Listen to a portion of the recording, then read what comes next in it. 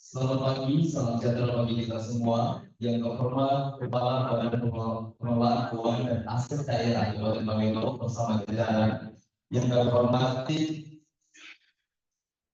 narasumber dari Kementerian Dalam Negeri yang kita saksikan secara Zoom, ada Pak Dimas Pariwisata dan juga ada narasumber dari LPPIA Universitas Indonesia, Ibu Atika Pramalida. Dan semua dan berbahagia kepada seluruh peserta sosialisasi yang sempat hadir pada kesempatan yang berbahagia. Alhamdulillahirobbilalamin. Suatu kesyukuran kita bersama bahwa pada hari ini Kamis 19 Desember 2024 yang bertempat di Kota Sosore, pemerintah daerah Kabupaten Bangkok melalui Badan Pengelolaan Keuangan dan Aset Daerah Kabupaten Bangkok akan melaksanakan suatu kegiatan yang luar biasa, yakni sosialisasi aplikasi e-barang milik daerah pemerintah daerah Kabupaten Bangkok tahun 2024. Tentunya ini adalah bentuk perhatian pemerintah dalam mewujudkan pengelolaan aset Kabupaten Bangkok yang sesuai dengan peraturan Menteri Dalam Negeri Nomor 47 Tahun 2021 tentang tata cara pelaksanaan pembukuan, inventarisasi dan pelaporan PNB di Kabupaten Bangkok. Dan Bapak Ibu yang kami hormati, sebelum belajar ini mari kita menjadi bersama tahun kebangsaan Indonesia Raya. Hadirin mohon berdiri.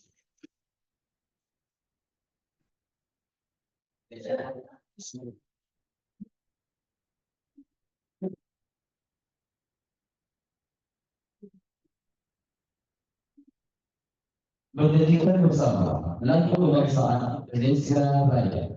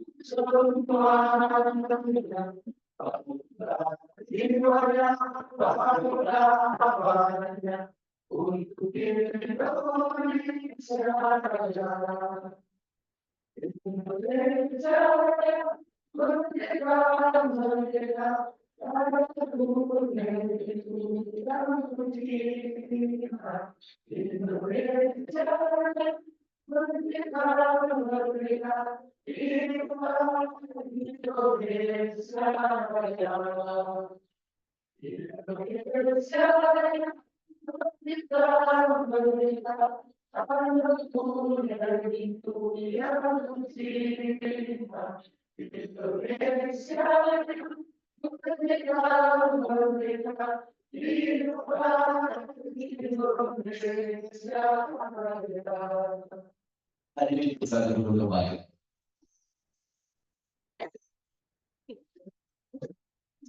Bagi Bapak Ibu hadirin yang berhormat, selanjutnya kita akan dengarkan sambutan Kepala Badan Pengelolaan Keuangan dan Aset Daerah sekaligus perumus versi sosialisasi hari ini. Bapak Asguna Alama Sandarejo, kami persilakan.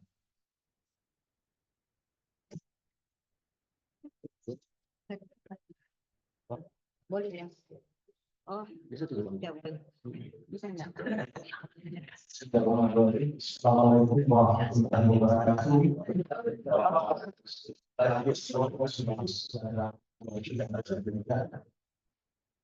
Yang saya hormati Bapak Mas Negara selaku Saudara yang terpilih, dan saya hormati Ibu Atika Lamandah Satu dan sebagai Asia yang saya hormati Bapak Bidang Asia yang semuanya pada kesempatan hari ini para siswa yang saya hormati Bapak Ibu para peserta sosialisasi DPRD yang dilaksanakan untuk bisa berjalan. Hadirin dan hadirat yang saya sampaikan. Pertama adalah kita senantiasa memanjatkan puji syukur dari Allah Subhanahu wa taala Tuhan Yang Maha Kuasa dan atas berkah rahmat Allah semata sehingga pada kesempatan pagi hari ini kita dapat berkumpul bersama-sama di tempat ini dalam rangka menghadiri kegiatan sosialisasi DPRD. Tentunya sudah kita ketahui bahwa di tahun 2025 nanti ada berbagai sektor yang pertama tahun dengan sekitar dan kita sudah mengenai DPRD yang terdiri dari SPD yang dikelola oleh Kementerian Dalam Negeri. Waktu yang lalu kami telah melakukan pendekatan kerjasama dengan pihak PPIA Universitas Indonesia yang bertempat di UI Depok. Alhamdulillah mereka sangat membantu kami dalam migrasi DPRD ini dari SINDA ke DPRD. Tentunya kegiatan sosialisasi kita lakukan hari ini itu merupakan satu rangkaian dari DPRD itu sendiri, di mana kegiatan ini diharapkan dapat meningkatkan kapasitas kita, baik kami di BPKID, bahwa Ibu selaku pengurus dan ketimpan barat, kemudian kepala OPD selaku pemuda barat, kemudian bagaimana kita melakukan pengawasan barang di daerah di tahun ke depan semakin hari semakin baik. Tentunya dengan BPKID ini diharapkan kepada kita semua agar di tahun 2005 nanti terasa kegiatan audit yang dilakukan oleh BPK perwakilan Provinsi Sulawesi Tengah itu tidak terlalu ada di DPRD. Sehingga pelaporan yang akan kita keluarkan nanti terasa justru KPD itu sudah mengaku DPRD. Untuk itu kami mengucapkan banyak terima kasih kepada narasumber baik dari Kemendagri maupun dari LPPA Universitas Indonesia atas peran-peran kerjasamanya, khususnya kami yang di daerah yang sangat jauh ini, walaupun pada hari ini Bapak Ibu punya kesibukan yang cukup banyak, tapi masih menyempatkan diri untuk bersama-sama kita dalam rangka berbagi ilmu, memberikan pemahaman, memberikan materi kepada kesempatan ini. Pagi hari ini, walaupun Zoom yang kita lakukan pada hari ini tidak mengurangi makna dari kegiatan yang kita laksanakan pada hari ini. Untuk itu sekali lagi kami mengharapkan kepada Bapak Ibu agar ini dari sisi media agar dapat memahami bagaimana ini itu dari proses regulasinya sampai sistemnya. Dengan waktu satu hari ini Bapak Ibu sekalian dan Pak ini sebagai bagian karena tentunya narasumber ini dan kita hadirkan walaupun Zoom, tapi mereka punya kapasitas yang sangat mumpuni dalam rangka memberikan penjelasan daripada DPRD ini. Sekali lagi kami sangat mengharapkan partisipasi aktif dalam peserta sekalian agar proses pelaksanaan Zoom meeting pada kesempatan hari ini dapat berjalan dengan sebaik-baiknya.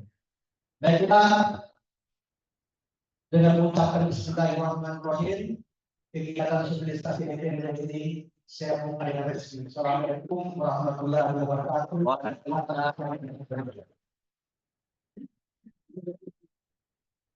Ya, baik bersama sekali lagi kesempatan yang luar biasa dan coba menjadi coba yang kami lakukan mengucapkan terima kasih karena membuka dengan sosialisasi hari ini. Baik Bapak Ibu hadirin yang kami hormati, selanjutnya kita akan dengarkan pemaparan materi pertama yang akan dibawakan dari Kementerian Dalam Negeri. Kami persilakan Ibu Dr. Dwi Satriani Unwijaja, Sarjana Ekonomi MSI, yang merupakan analis kegiatan Limadia selaku koordinator pada subjek orang barang milik daerah wilayah 2, Direktorat Badan Usaha milik daerah, Badan Layanan Umum daerah, dan Badan milik daerah, Direktorat Jenderal Bina Keuangan Daerah. Kami persilakan Ibu Dr. untuk mengamalkan materi ini.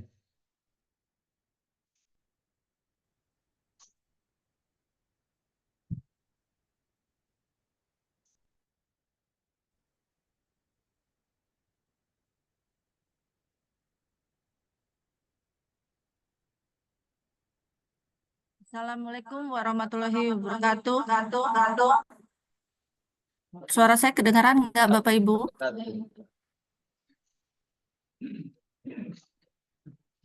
Assalamualaikum warahmatullahi wabarakatuh.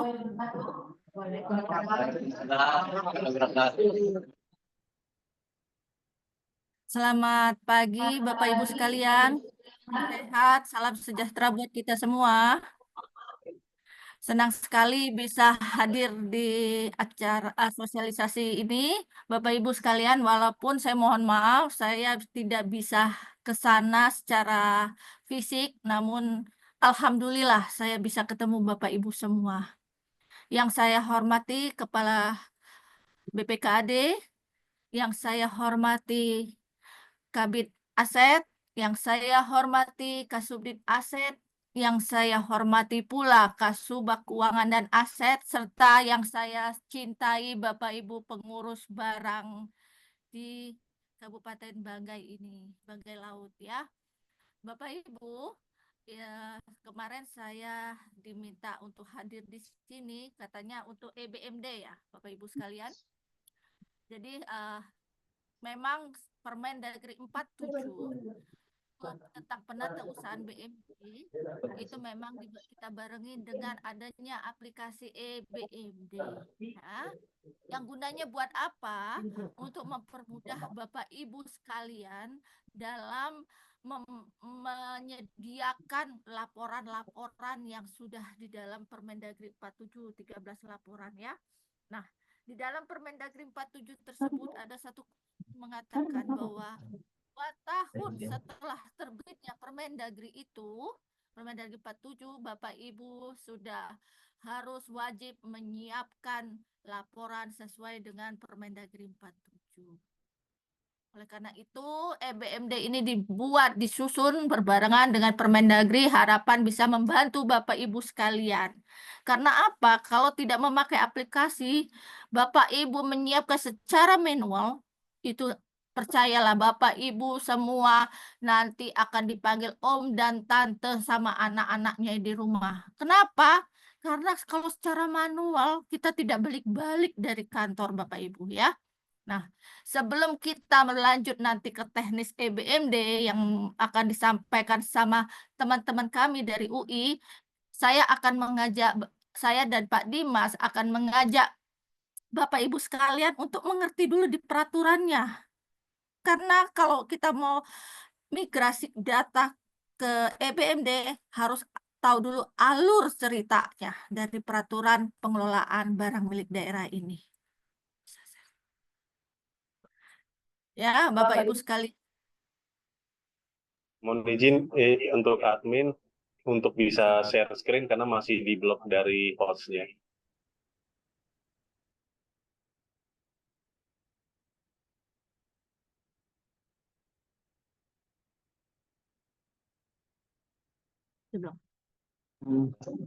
Izin Pak Dimas, mungkin sudah bisa di-share tuh Pak Dimas. Oh iya, Oke, sudah bisa. Terima kasih. Baik.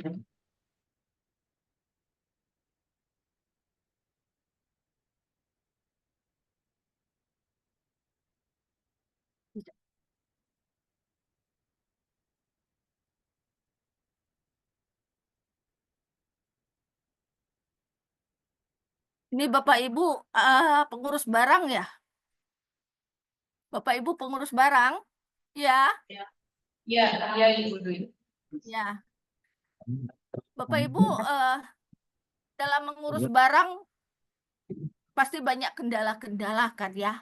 Makanya di sini saya akan mengajak Bapak Ibu sekalian, marilah kita melihat apa sih kebijakan pengelola dari barang milik daerah ini ya.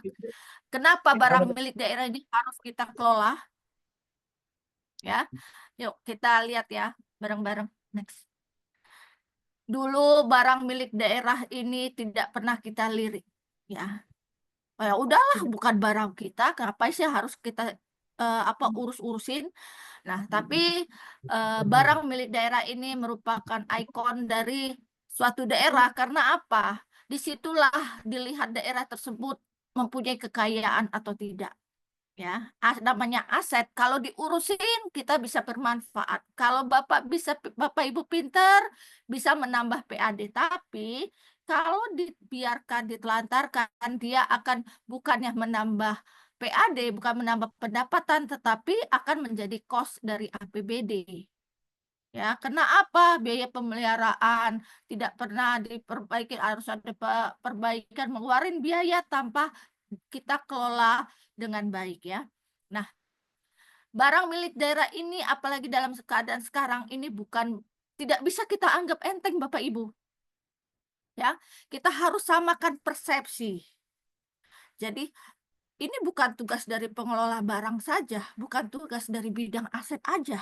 Tapi sekarang dituntut semuanya di mana barang milik daerah tersebut berada. Jadi dari pengguna barang sampai ke pengelola barang, sampai ke Pakselda, sampai ke kepala daerah harus satu bahasa, satu ilmu di dalam tata kelola aset ya. Nah, sekarang kita lihat adanya Monitoring Center for Prevention. MCP KPK yang kita kenal. Itu berarti apa? KPK itu udah melirik ke aset-aset kita Bapak Ibu. Nggak bisa kita main-mainin, nggak bisa kita, udahlah gitu loh, bukan barang saya ini, bukan barang gue ini, istilah katakan. Nah, sekarang udah dilirik sama KPK. Next. Nah, ini Bapak Ibu. KPK itu sudah memastikan perbaikan tata kelola penyelenggaraan pemerintah daerah berlangsung secara kontinu, masif, dan terukur. Nah, inilah adanya penghitungannya, monitoringnya di MCP KPK yang setiap kali Bapak Ibu hitung tiap tahun. Nah, di dalam MCP KPK kalau Bapak lihat dokumen-dokumen yang diminta itu bukan cuma yang ada di aset, tapi yang ada di pengguna-pengguna barang. Hasilnya apa? Bapak Ibu di pengguna barang pun harus aktif di dalam mendukung MCP KPK ini ya. Nilai MCP KPK kecil. Nah, itulah kelihatan bagaimana daerah kita, bagaimana seorang kepala daerahnya ya. Nah, MCP ini adalah sinergitas 3 institusi, yaitu KPK, Kemendagri, dan BPKP, yang bekerja sama di dalam keberlangsungan MCP KPK. Next.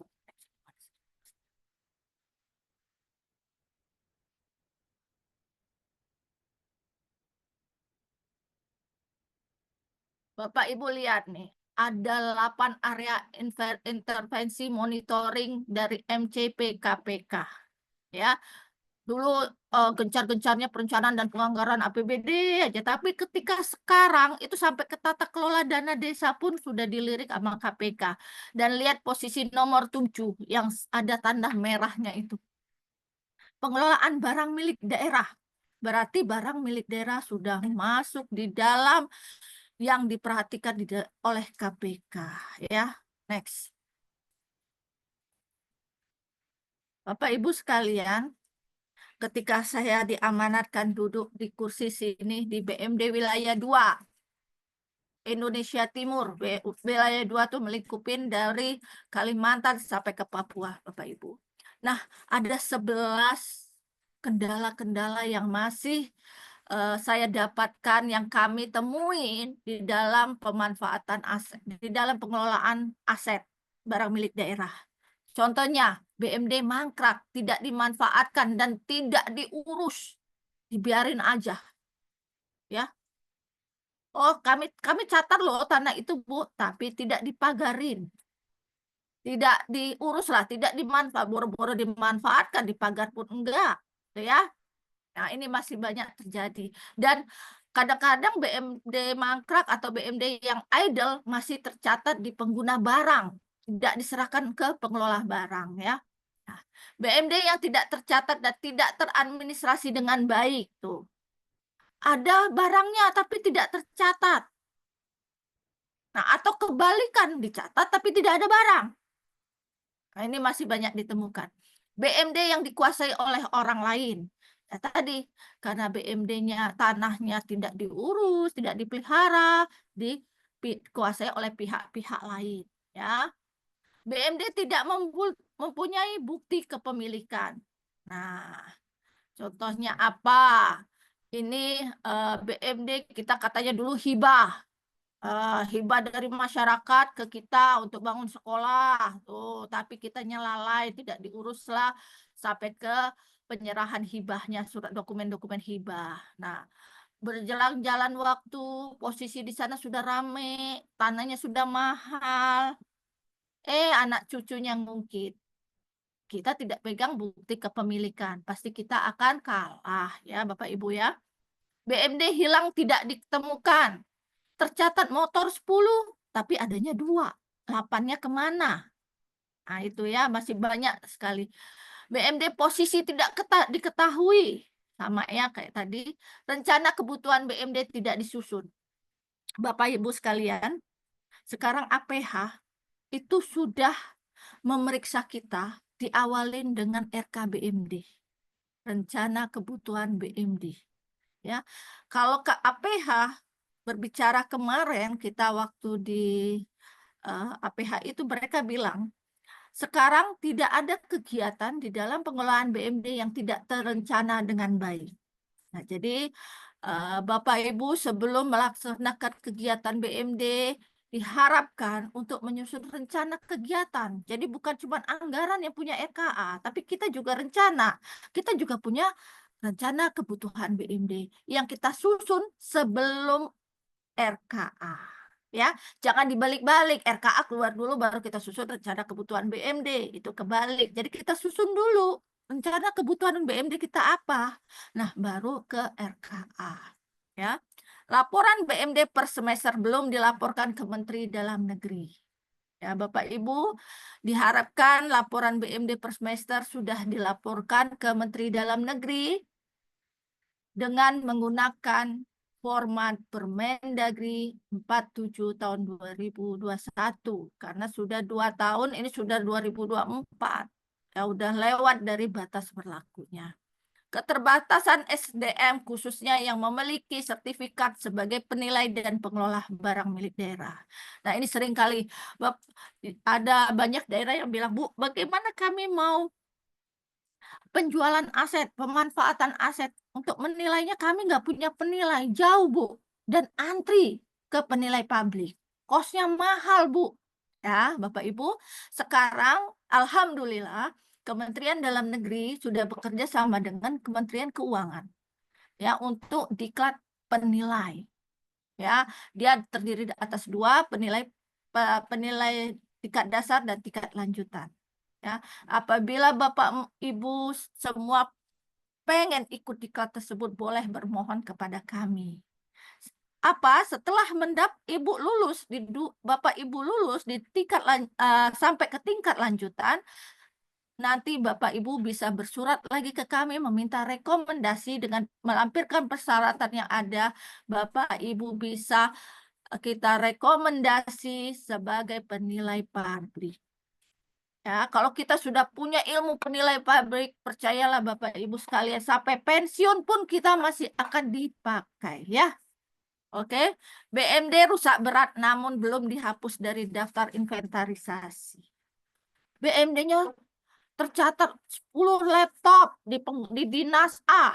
Nah, dengan keadaan baik semua karena apa? Tidak pernah diupdate. KIR ruangan pun tidak pernah diupdate. Sehingga Bapak Ibu nanti kalau di awal tahun mengusulkan DRK BMD, saya mau mengadakan pengadaan laptop lagi karena di dinas kami itu laptop sudah nggak bisa digunakan, Bu. Pasti akan ditolak sama pengelola barang. Kenapa? Lah itu tercatat masih baik semua, belum dihapus, belum dipindahkan. Ya. Nah, ini yang masih banyak kita temukan. Pensiunan tidak mengembalikan BMD. Nah, ya, tadi merasa bahwa BMD ini sudah saking apa ya, sayangnya, sayang mau dikembalikan. Sudah pensiun pun tetap di bawah-bawah. Ya, semoga di Banggai Laut tidak ada ya Bapak Ibu. Ada atau tidak? Ada atau tidak? Kok pada senyum-senyum? Ada ya. Oke. Ya, kita merubah diri kita bahwa kalau namanya barang milik itu kita dikasih fasilitas, gitu kan? Tapi kalau sayang jangan terlalu sayang Bapak Ibu. Gak boleh. Kalau kita sampai cinta sama seseorang pun nggak boleh loh terlalu cinta. Yang nama kata-kata terlalu itu tidak boleh ya. Jadi kalau kita pensiun atau kita mutasi, kita sebaiknya mengembalikan apa yang sudah difasilitasin ke kita. Karena memang bukan milik kita, itu milik daerah. Ya, next. Nah, Bapak Ibu kalian, ini saya bawa sedikit Bapak Ibu untuk melihat ya. Kalau kita tidak mengelola aset tersebut dengan baik dan benar. Jadi saya bilang dari pengerang di pengguna barang, kepala OPD, sampai ke pengelola barang, sampai ke Pak Sekda, sampai ke kepala daerah pun harus satu ritme, satu aturan yang kita pakai. Ya, lurus nih ceritanya. Kalau penjualan aset dituntut 7 tahun penjara. Nah, ini terjadi dalam penjualan aset. Ya Bapak Ibu, hati-hati sekali untuk pemindah tanganan aset. Karena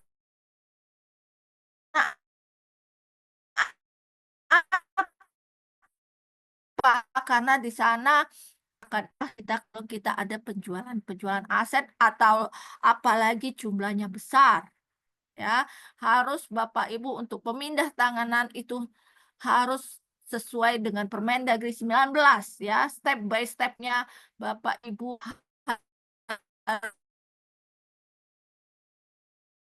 harus ketika kami di saksi ahli itu ditanya, apakah step by step di dalam Permendagri 19 untuk pengelolaan barang milik daerah ini harus dilaksanakan? Kalau saya jawab tidak, kalau kami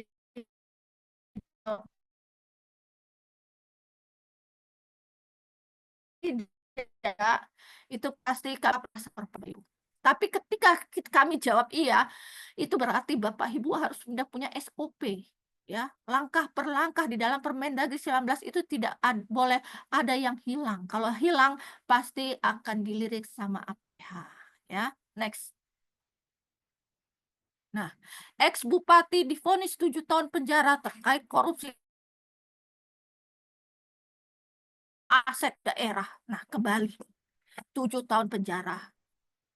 Biasanya itu yang dilirik itu kepala daerah, sekda, kepala OPD itu yang aset. Ya, next. Nah, ini kenapa saya tadi selalu menekankan pengguna barang, kuasa pengguna barang. Karena apa? Barang-barang di pengguna barang itu memang banyak ya Bapak Ibu dinas yang besar itu. Nah, jadi ini wewenang dan tanggung jawabnya. Kadang-kadang kita merasa udah biarin aja deh ada bagian aset. Nah, tapi Bapak Ibu ketika buka Permendagri 19 tahun 2016 pasal 12 di situ bisa kelihatan ya. Pengguna barang itu mengajukan usulan apa aja, RKBMD dan penganggaran BMD. Kenapa?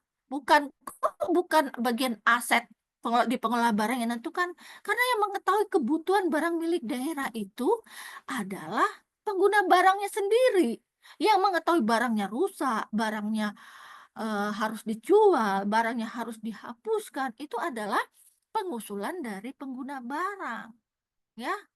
Nah, jadi memang yang membuat RKBMD dan penganggaran BMD itu adalah wewenang dari pengguna barang, ya. Permohonan menetapkan status penggunaan. Nah, apabila Bapak Ibu dapat hibah, itu bisa bermohon untuk supaya itu hibah itu ada di tempat Ibu, itu memohon status penggunaan, tapi pemohonan gitu loh. Kalau tidak, bisa aja kepala daerah menetapkan status penggunaan barang tersebut nggak di tempat Bapak Ibu, ya. Nah, pemanfaatan dan pemindah tanganan berupa tanah dan atau bangunan tidak memerlukan persetujuan DPRD dan selain tanah dan bangunan.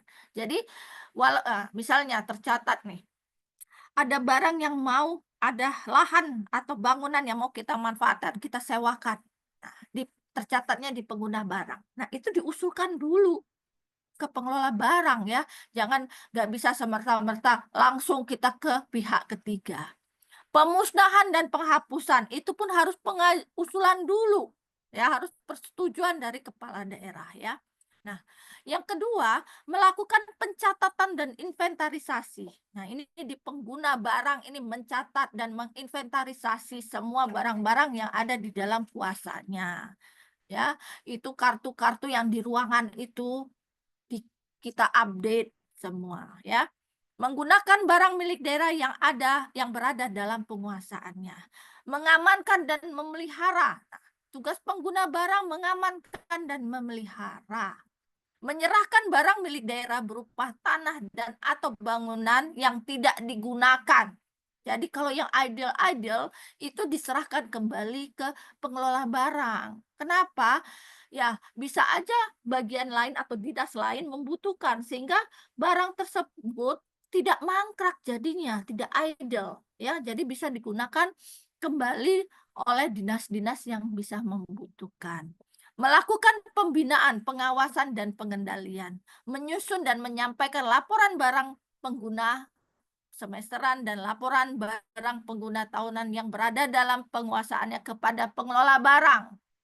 Jadi 2 tahun sekali, 2 kali setahun menyampaikan laporan. Ini keadaannya barang di sana bagaimana, ya, kepada pengelola barang, sehingga nanti pengelola barang yang akan merangkum semua, merekap semua demi, ya. Coba bayangkan bagaimana pengelola barang bisa membuat laporan kalau Bapak Ibunya yang di pengguna barang tidak aktif, ya Bapak Ibu, ya. Next. Nah, dengan terbitnya Permendagri 47 tahun 2021, ini apa sih Permendagri ini? Permendagri ini adalah salah satu ruang lingkup di dalam Permendagri 19 tahun 2016, di mana ada beberapa ruang lingkup, salah satunya ada penatausahaan, ya. Nah, di Permendagri 47 inilah dibahas secara detail bagaimana menata usaha pengelolaan aset tersebut, pengelolaan barang milik daerah itu, ya. Yaitu dengan terbitnya Permendagri 47 ini langkah-langkah yang bisa Bapak Ibu ambil. Percepat pelaksanakan inventarisasi, ya. Apakah di sana sudah melakukan inventarisasi sesuai 47, Bapak Ibu? Inventarisasi ini dulu dikenal sama sensus barang. Terakhir sensus barangnya kapan, Bapak Ibu?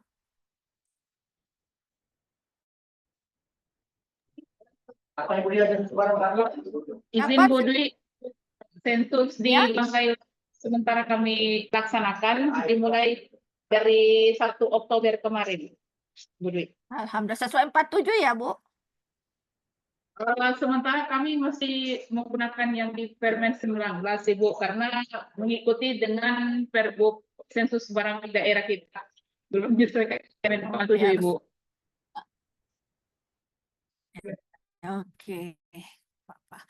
Ya, percepatan melaksanakan inventarisasi, mengidentifikasi penggunaan, pemanfaatan, foto bukti kepemilikan, kondisi barang, keberadaan barang, pegawai yang menggunakan barang. Jadi ada fakta-fakta integritas, ya, seperti pemakaian rumah negara dan peralatan mesin, ya. Menindaklanjuti lapor hasil inventarisasi. Nah, Ini dengan terbitnya 47 ada langkah pertama itu percepatan pelaksanaan inventarisasi. Yang kedua, kebutuhan data. Memberikan dokumen pertanggungjawaban hasil pengadaan sebagai dasar pencatat bagi pengurus barang dan atau pengurus barang pembantu seperti fotokopi dok kontrak, BAST, gambar, LRA, dan foto BMD tersebut. Menyusun kebijakan terkait penetapan metode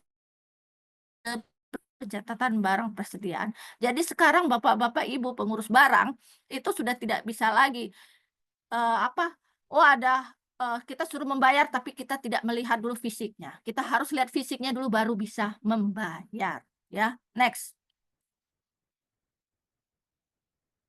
Rekonsiliasi. Melakukan rekon minimal 3 bulan sekali antar pengurus barang, pengguna barang, pembantu pelaksana akuntansi, bidang aset, dan bidang akuntansi. Ini adalah poin 3 ini sesuai dengan tuntutan di dalam MCP KPK. Saya yakin ini sudah dilaksanakan ya Bapak Ibu. Nah, yang keempat, laporan BMD. Laporan sudah harus berpedoman pada Permendagri 108 tahun 2016. Ini tentang kodifikasi, Bapak Ibu ya. Menyampaikan laporan bulanan dan semesteran. Laporan BMD sebagai dasar penyusunan jurnal akuntansi serta menyampaikan laporan BMD setiap semester ke Kemendagri. Next. Ya, jadi kalau kita lihat percepatan dari Permendagri 47 tersebut, itu kelihatan sekali Bapak Ibu, memang harus dari pengguna barang dulu aktif gitu, bersama-sama dengan asetnya, bersama-sama dengan pengelola barangnya, baru bisa itu MCP-nya mendongkrak habis nilainya bagus ya. Dan slide berikutnya, terima kasih. Sesi pembukaan ini saya selesaikan dan 47 tahun 2021. Ya, next. Lanjut, Mas.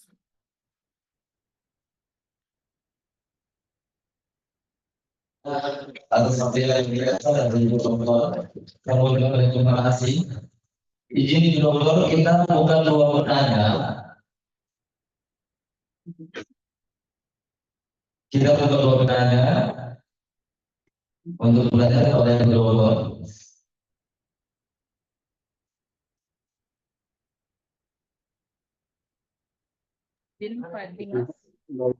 Sesi tanya jawab. Iya, kita buka tanya jawab atau mau lanjut materi yang dari Pak Dimas? Pak Dimas? Nggak apa-apa kalau mau sesi tanya jawab dulu, Bu. Dipersilakan, mungkin 2-3 pertanyaan. Baik Pak Dimas. Dua. Ya, baik, kita buka 2 pertanyaan bagi Bapak Ibu peserta atau dari pengurus barang di seluruh PD. Kalau sekarang yang mau bertanya terkait materi pengelolaan PMD yang disampaikan Bu Dwi tadi, kami silakan. Ada atau pas? Oh iya, ada 1 orang. Ibu dari mana? Lampung, Selatan Lampung, silakan.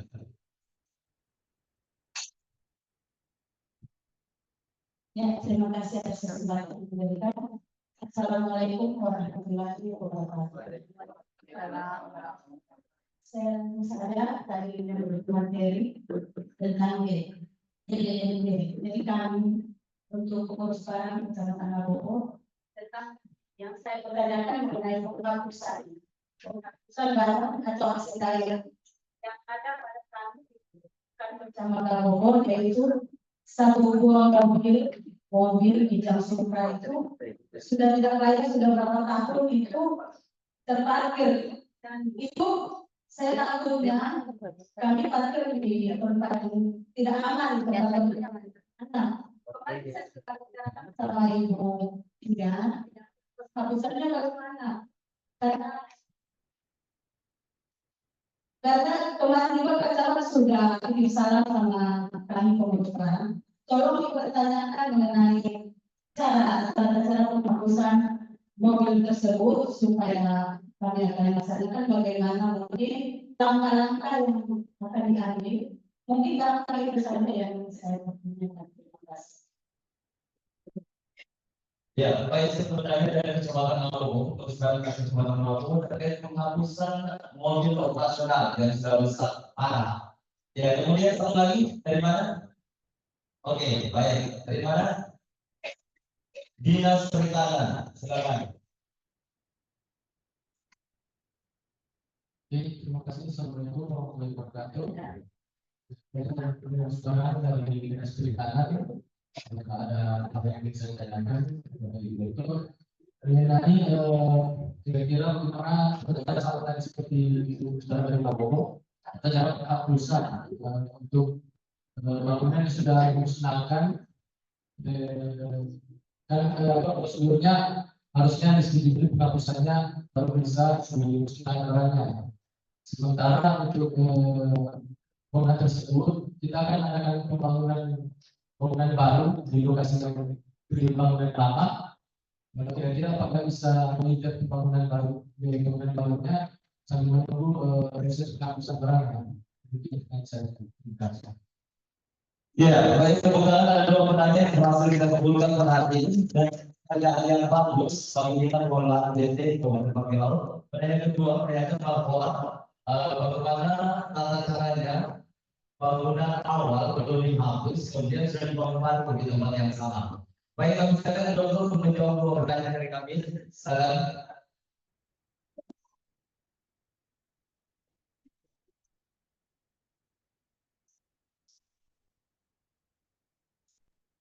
Iya, saya coba jawab ya Pak. Di sini suaranya itu bingung, jadi saya mungkin sedikit menangkap, tapi kalau jawaban saya mungkin nggak sesuai dengan pertanyaan, tolong dikoreksi karena di sini suaranya tuh berdengung Bu, jadi kayak suaranya itu jauh dan kurang jelas. Tapi saya menangkap pertanyaan pertama dari pengurus barang kecamatan ya, kait dengan bagaimana melakukan penghapusan terhadap mobil ini operasional yang sudah terparkir lama. Betul ya, Bu? Ya, betul. Iya. Jadi gini, Bu. Nah, ini sebenarnya dilakukan bukan hanya terhadap mobil. Jadi seluruh BMD yang memang Bapak Ibu kondisinya ini sudah rusak berat, maupun kondisinya sudah tidak digunakan dalam penyelenggaraan TUSI, yang pertama tentu kondisi ini Bapak Ibu harus lakukan reklas dulu. Dari yang sebelumnya di aset tetap, kemudian direklas ke aset lainnya. Ya. Nah, jadi supaya apa? Supaya karena ketika masih ada di statusnya aset tetap, otomatis itu masih dianggap sebagai barang yang digunakan dalam penyelenggaraan TUSI. Nah, kalau memang ini kondisinya sudah rusak, Ibu bisa mengajukan permohonan persetujuan penjualan pemindahantanganan dalam bentuk penjualan barang milik daerah dalam bentuk lelang. Kenapa lelang? Karena ini bentuknya mobil, Bu. Baik mobil ini maupun motor, ini harus dalam penjualan lelang. Baik itu kendaraan dalam kondisi baik maupun sudah rongsok. Tinggal nanti penjualannya, ini dibedakan. Yang satunya penjualan kendaraan, yang satunya adalah penjualan dalam bentuk scrap. Ya, jadi tadi Ibu bisa mengusulkan dulu untuk persetujuan kepada kepala daerah, persetujuan penjualan. Nah, untuk mekanisme selanjutnya itu menjadi kewenangan dari BPKAD, mulai dari memanggil penilai sampai kepada proses lelang. Nah, itu semua ada di BPKAD dalam hal ini bidang aset. Nah, tugas Ibu yaitu melakukan pengusulan pemindahantanganan dalam bentuk penjualan. Usul Ibu itu juga harus dilengkapi dengan segala macam dasar pertimbangan. Kenapa Ibu mau melakukan pemindahantanganan ini? Misal, yang ke satu dasarnya adalah sudah tidak digunakan dalam penyelenggaraan TUSI. Yang kedua, kondisi kendaraan sudah dalam kondisi rusak berat. Ya.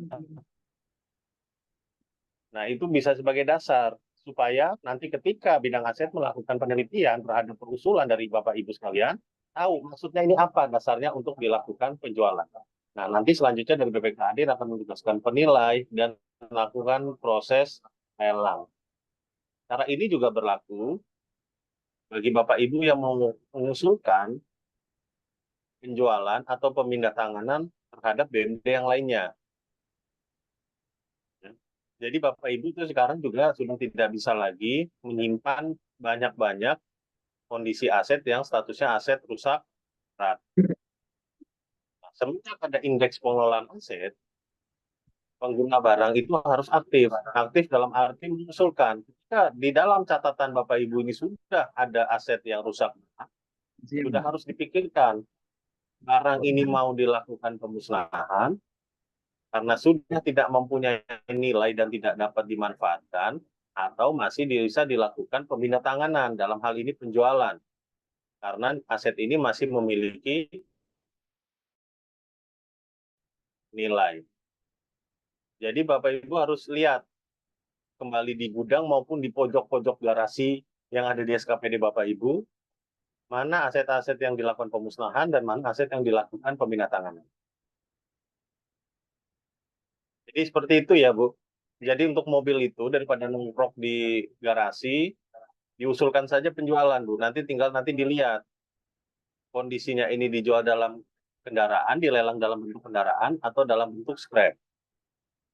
Ya misalnya aja bannya udah pada hilang, atau mesinnya ternyata sudah turun mesin di bawah orang, atau setirnya juga sudah dicopot dan sebagainya. Ini kan mengurangi dari fungsi dari kendaraan sehingga dapat dikategorikan dalam bentuk scrap. Jadi seperti itu ya Bu. Sudah jelas? Nah, yang kedua terkait kalau yang saya tangkap, yang saya dengar dari sini adalah bagaimana ketika kita mau melakukan mendirikan bangunan di atas bangunan yang lama. Ya, tentu Pak, berarti ketika yang kita mau mengusulkan misalnya bangunan baru, nanti bangunan yang lama ini harus kita usulkan untuk kita melakukan pemusnahan. Jadi usulnya adalah usul pemusnahan. Nanti dalam bentuk dibongkar. Nah, proses nanti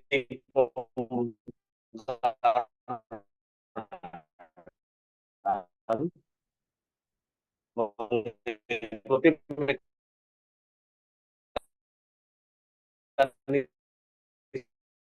pemusnahan Pak. Jadi Bapak mengusulkan tangannya di pemusnahan atas perlu izin kepala daerah. Ini sama usulan Bapak tadi itu dilengkapi dengan pertimbangan.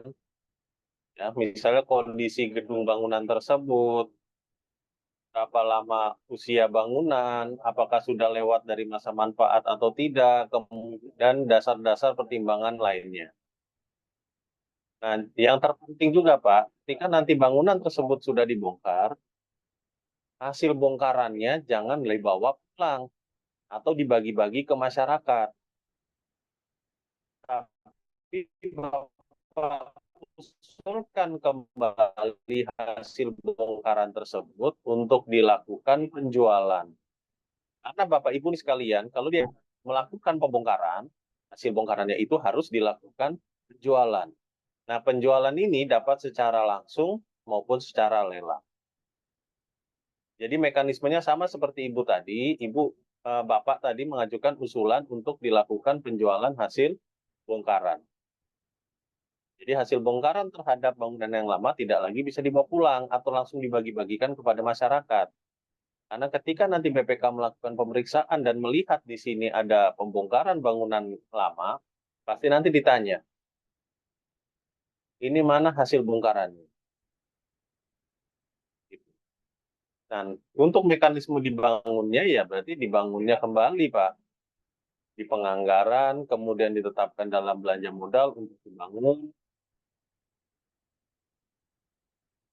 Jadi terhadap bangunan yang lamanya kalau misalnya dia kondisinya sudah rusak berat, biaya renovasi itu lebih mahal daripada biaya pembangunan baru, nah berarti Bapak usulkan untuk dilakukan pemusnahan. Jadi pemusnahannya dengan cara dibongkar. Nah, nanti Bapak bongkar itu. Mungkin itu Bapak Ibu dari pertanyaan Ibu dan Bapak tadi dari Dinas Pertanian. Ada yang belum jelas Bapak Ibu. Jadi itu gambarannya Bu. Jadi kendaraan daripada numpuk di garasi ini berlaku juga untuk SKPD lain, bukan hanya mobil dan motor. Ya apapun itu yang ada di gudang Bapak numpuk, entah itu mesin tik, kursi, ya, komputer, printer, AC, apapun itu, mulai Bapak pilih-pilih mana yang diusulkan penjualan, mana yang diusulkan pemusnahan. Kalau kursi yang kayak Bapak Ibu dudukin itu mungkin banyak, ya itu kan sudah kalaupun rusak sudah dijual pun nggak laku. Kayunya juga kayu oven, bisa Bapak usulkan langsung dilakukan pemusnahan. Misalnya yang ini di Bapak di gudang itu ada komputer, ya kemudian AC, ya kalau memang itu masih entah fan-nya atau AC-nya masih berfungsi, Bapak usulkan itu jadi satu, kemudian untuk penjualan dalam bentuk scrap. Mungkin bagi kita sudah tidak ada nilainya, Pak. Tapi bagi tukang servis, tukang loak, nah itu masih ada nilainya. Jadi kalau memang kita rasa sudah barang ini tidak ada nilai, baik dari kondisi barang, kita lakukan usulan pemusnahan. Nah inilah nanti tugas BPKD untuk menilai apakah ini layak dimusnahkan atau memang ini masih bisa dilakukan upaya penjualan. Yang penting Bapak Ibu harus aktif mengusulkan. Jadi supaya barang-barang yang rusak berat yang ada di gudang maupun di pojok-pojok garasi itu bisa bersih. Karena ini nanti mempengaruhi nilai indeks IPA Bapak Ibu sekalian. Kelihatan mana pengurus barang dan pengguna barang yang hobi nyimpen barang rusak. Kan barang rusak disimpan juga nggak gunanya, Pak. Jadi daripada memenuhi gudang, neraca Bapak Ibu semakin banyak, ya, tercatatnya itu aset rusak berat semua, mending Bapak Ibu cicil. Dilakukan pemusnahan maupun pemindahan. Ya, jadi itu ya Bapak Ibu. Nah, saya mau melanjutkan materi dulu sebentar. Nanti kita lanjut lagi untuk sesi tanya jawab. Kalau memang masih belum puas, nanti Bapak Ibu mungkin bisa dengan Budian untuk minta nomor saya, nanti saya jawab by WA maupun via telepon. Atau melalui Budian juga, Budian sudah master aset juga, Bu. Sudah tahu juga dia. Jadi Ibu tuh harus sering banyak komunikasi, Bu. Komunikasi dengan bidang aset kalau ada kendala-kendala seperti tadi. Nah, nanti kalau bidang aset misalnya buntu, baru nanti biasanya menghubungi kami.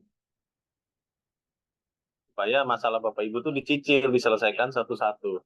Jangan nanti ketika Bapak Ibu inventarisasi, isinya masalah semua itu nanti.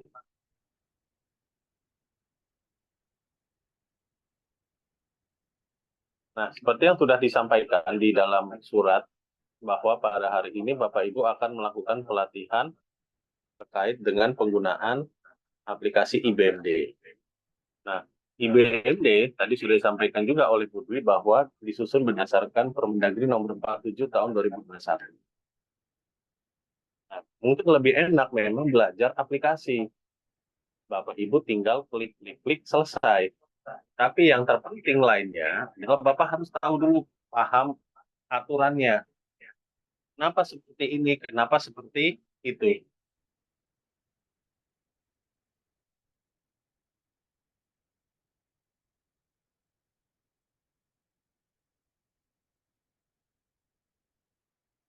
Nah, kalau kita lihat bahwa Permendagri 47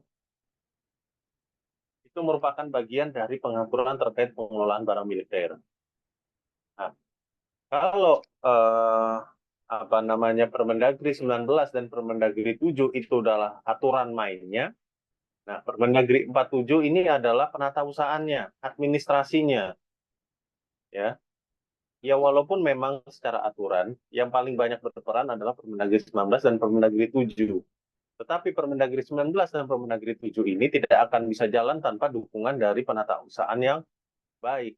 Makanya lahirlah Permendagri 47 tahun 2021 tentang tata cara pelaksanaan pembukuan, inventarisasi, dan pelaporan barang milik daerah. Nah, kalau kita lihat pada siklus pengelolaan barang milik daerah, kita bisa lihat bahwa posisi penatausahaan itu ada di bawah penghapusan. Lalu kita tahu bahwa siklus pengelolaan milik daerah itu mulai dari perencanaan kebutuhan sampai kepada penghapusan.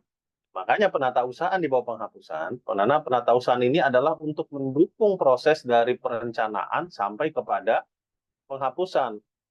Sehingga siklus pengelolaan barang milik daerah ini dapat berjalan dengan baik.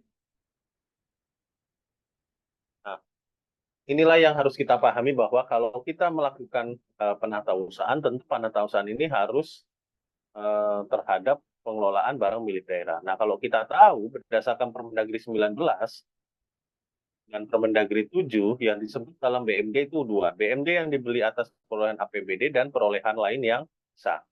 Mungkin kalau di 19 Bapak Ibu sudah banyak tahu dari angka 1 sampai ke angka 5. Di dalam Permendagri 7 ada kategori baru. Apa itu BMD yang diperoleh dari perolehan lain yang sah? Yaitu nomor 6 barang yang diperoleh berdasarkan dokumen sumbernya yang dapat dipertanggungjawabkan. Nah, inilah salah satunya adalah ketika Bapak Ibu nanti melakukan inventarisasi berdasarkan Permendagri 47 dan Bapak Ibu menemukan BMD-BMD yang belum tercatat, dapat menggunakan sumbernya adalah barang yang diperoleh berdasarkan dokumen yang sumbernya dapat ditanggungjawabkan. Nah, kalau kita lihat Bapak Ibu, pengelolaan BMD pada SKPD, nah, ketika barang itu Bapak Ibu sudah pengadaan, kemudian barang itu sudah ada, ya, kalau kita lihat pertama tentu kita harus lakukan pencatatan berdasarkan Permendagri 108 dan didasar pada Permendagri 47 tahun 2021. Setelah dilakukan selain pencatatan juga ada penetapan status penggunaan. Nah, inilah yang sebenarnya banyak Pemda itu belum melakukan penetapan. Jadi karena merasa sudah pengadaan, otomatis itu sudah tercatat sebagai BMD. Padahal perlu yang namanya penetapan status penggunaan yang ditetapkan setahun. Kewajiban selanjutnya adalah melakukan pengamanan, baik pengamanan fisik, administrasi, dan semua permasalahan tadi yang disampaikan oleh Bu Dwi di awal, salah satunya adalah karena lemahnya pengamanan. Fisiknya tidak dijaga, tanah tidak bersertifikat, dokumen kepemilikan dikuasai oleh SKPD, bukannya diserahkan kepala daerah, dan administrasinya tidak dilakukan pencatatan dengan baik. Nah, timbullah masalah. Makanya dengan adanya Permendagri 47 dan aplikasi BMD yang akan Bapak Ibu terapkan, setidaknya membantu mengurangi permasalahan tersebut, seperti masalah di catatan. Jadi aplikasi BMD itu nanti banyak sekali membantu Bapak Ibu ketika melakukan pencatatan. Nah, catatan dicatat berdasarkan 108 dan juga Permendagri 47. Nah, ketika Bapak Ibu sudah menggunakan di BMD, nah ini sudah nggak pusing di pencatatan berdasarkan 108. Karena ketika input barang, langsung Bapak Ibu itu langsung hanya memilih jenis dan langsung sub-sub rincian objek. Nah, nanti ke atasnya itu sudah otomatis terisi. Nah, tetapi yang harus Bapak Ibu perhatikan adalah ketika menginput barang, harus dilihat juga ini barang yang kita maksud atau tidak. Karena jangan sampai kita ketik laptop, ternyata bukan yang kita maksud. Karena laptop dalam 108 itu lab spasi top. Misalnya komputer PC itu di 108 itu banyak jenisnya. Jadi harus kita perhatikan di situ.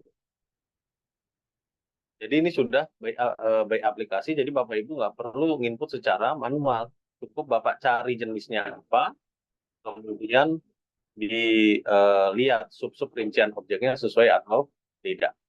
Kemudian berdasarkan 47 di sini yang terpenting adalah bahwa ketika Bapak Ibu melakukan pencatatan atau penginputan di dalam aplikasi IBMD, pastikan bahwa barang yang Bapak Ibu catat itu sudah ada dokumen sumbernya. Jangan mau lagi Bapak Ibu ketika sudah menggunakan aplikasi BMD, melakukan pencatatan tanpa adanya dokumen sumber.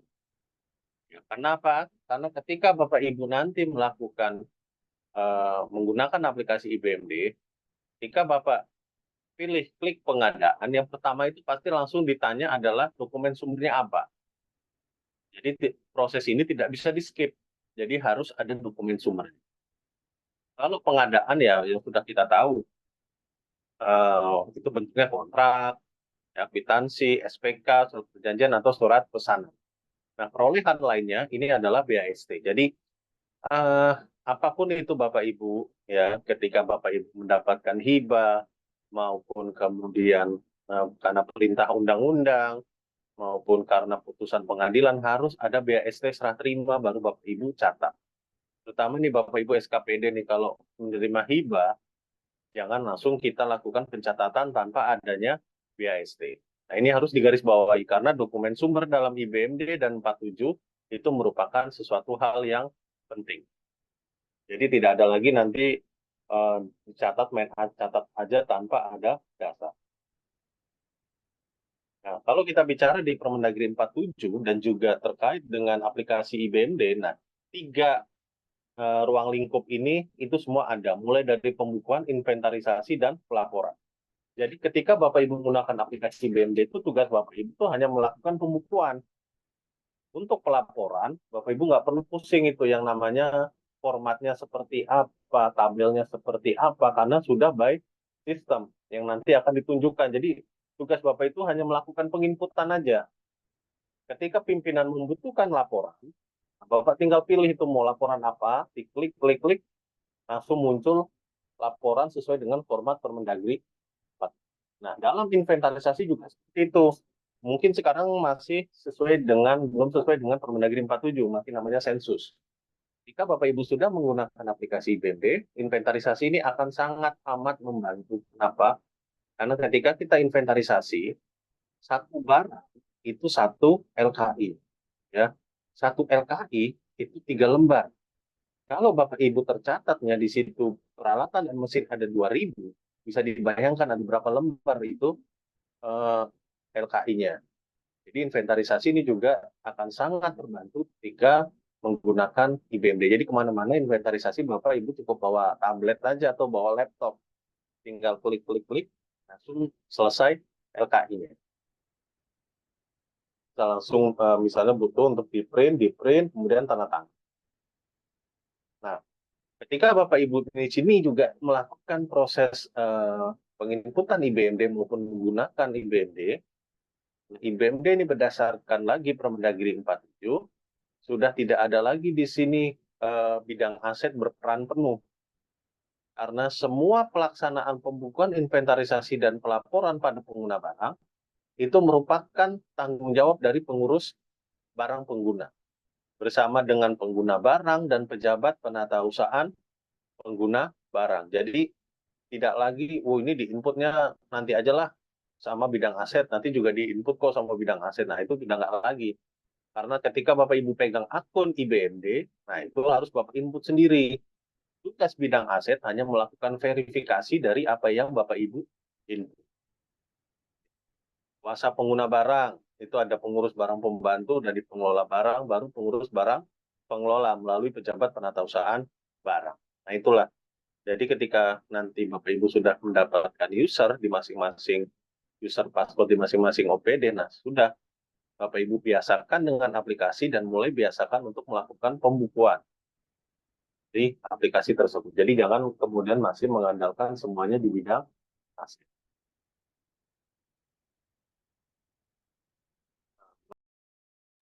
Mohon izin, ini kayak laptop saya baterainya habis.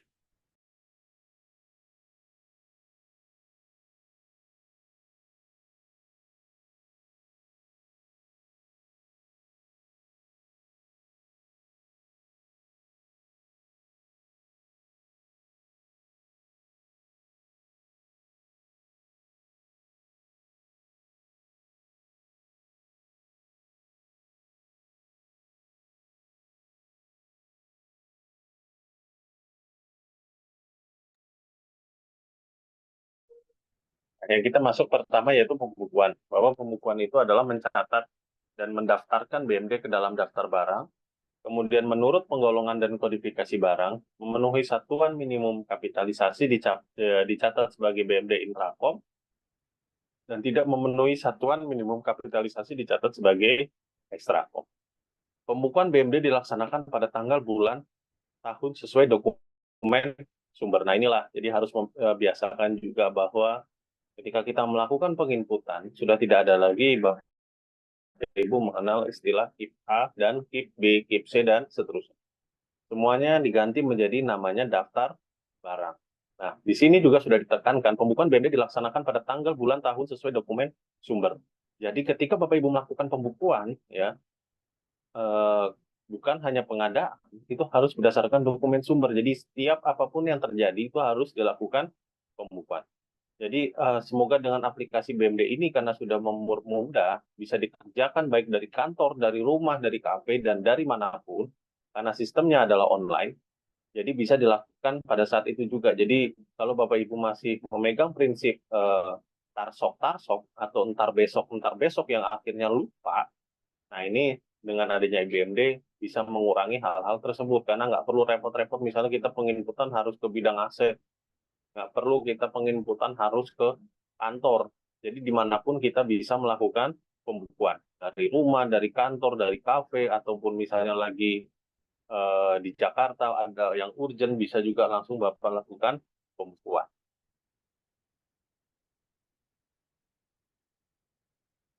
Nah ini tadi saya bilang bahwa ketika kita sudah menggunakan namanya Permendagri 47 dan IBMD, kita sudah tidak ada lagi istilah KIP A dan KIP B, KIP C, KIP D, KIP E, KIP F. Semua sudah diganti menjadi daftar BMD Intrakom, daftar BMD Ekstrakom, daftar BMD Gabungan Intra dan Ekstra, daftar BMD Aset Bersejarah, dan termasuk BMD Persediaan Rusak Berat atau USAN. Jadi sekarang judulnya daftar BMD Intrakom Peralatan dan Mesin, daftar BMD Ekstrakom Peralatan dan Mesin. Jadi sudah tidak ada lagi KIP A, KIP B, KIP C. Jadi semua diganti dengan istilah daftar barang milik daerah. Nah, inilah yang Bapak Ibu lakukan ya dalam hal pembukuan barang milik daerah. Ini dari angka 1 sampai 15. Nah, inilah yang harus Bapak Ibu lakukan. Setiap terjadi apapun itu terhadap barang, harus Bapak Ibu lakukan pembukuan. Nah, semua menu ini juga sudah ada di dalam IBMD. Jadi ketika Bapak Ibu melihat IBMD, kemudian kok banyak banget sih tugasnya. Nah, itu bukan karena maunya aplikasi IBMD, tapi karena sudah perintah peraturan Negeri nomor 47 tahun 2021. Ya, jadi pembukuan itu, kalau Bapak Ibu, bukan hanya terkait dengan perolehan dan penerimaan, tapi ada juga terkait dengan penggunaan, penerimaan internal, pengeluaran internal, sampai kepada IBAR. Ya, jadi makanya di awal di slide ini, di paling bawah ini Bapak Ibu, pembukuan BMD dilaksanakan pada tanggal, bulan, tahun sesuai dokumen sumber. Jadi apapun yang terjadi pada barang, terus dilakukan pembukuan. Entah barang itu dilakukan reklas, entah barang itu ada koreksi, atau dilakukan pemeliharaan, pengamanan, itu semua harus ada tercatat di dalam pembukuan BMD. Kenapa? Ya mungkin nanti terlihat, aduh banyak banget tugasnya, tapi ini tuh akan mempermudah. Ya, apa riwayat barang semua itu nanti akan tercatat dan tersimpan dengan baik, yaitu di dalam angka nomor 15, yaitu KIBAR, kartu inventaris barang. Jadi riwayat barang, kapan itu dilakukan penerimaan, kapan, apakah barang itu pernah dilakukan mutasi ke SKPD lain, apakah barang itu pernah dilakukan reklas, apakah barang tersebut pernah punya pemanfaatan, itu semua akan tercatat di dalam KIBAR. Jadi kemanapun Bapak misalnya suatu saat promosi atau naik jabatan, atau mungkin Bapak Ibu sudah pensiun, nah Bapak Ibu dapat dengan tenang itu. Sudah tidak lagi Bapak Ibu ditelepon bolak-balik nanya aset. Jadi pindah kemanapun jadi rasanya tetap nggak tenang, karena pasti ini dulu Bapak itu yang pengurus barang, sekarang sudah naik itu jadi kabit. Coba aja tanya ke beliau. Nah, tetap aja Bapak Ibu sudah promosi misal, tetap aja hidupnya masih terus ditanya soal aset. Tapi kalau sudah sesuai dengan 47 dan IPMD, apa yang terjadi dengan barang tersebut akan tercatat semua di dalam riwayatnya pada IBAR. Di awal terlihat, waduh banyak banget tugasnya, tapi endingnya adalah happy ending. Mungkin Bapak Ibu belum terbiasa. Nanti ketika Bapak Ibu sudah terbiasa, apalagi ini bisa diinput dimanapun, bukan hanya di kantor, ya. Mungkin sambil nungguin anak Bapak Ibu mungkin sekolah gitu ya, sebelum jemput, bisa dulu buka tab-nya atau laptop, atau misalnya di rumah gitu sambil nonton TV atau nonton sinetron, bisa juga mungkin sambil buka aplikasi. Jadi tidak terpaku hanya pada di kantor. Jadi di kantor kalau sudah dicicil pekerjaan ya di kantor sudah tinggal mengerjakan yang lain, tidak hanya berkutat soal aset aja. Nah ini, yang pertama adalah pembukuan cara perolehan atau penerimaan. Nah, kalau kita lihat yang namanya pembukuan itu sumbernya banyak, bisa dari APBD, hibah, perjanjian, peraturan perundang-undangan, putusan pengadilan, dispensasi, hasil inventarisasi, sampai kepada perolehan atau penerimaan lainnya. Nah, inilah pembukuan ketika Bapak Ibu memperoleh BMD. Ya, jadi bukan hanya memperoleh BMD berdasarkan beban APBD, tapi juga sampai kepada perolehan atau penerimaan lainnya. Dilakukan setiap terjadi transaksi perolehan atau penerimaan.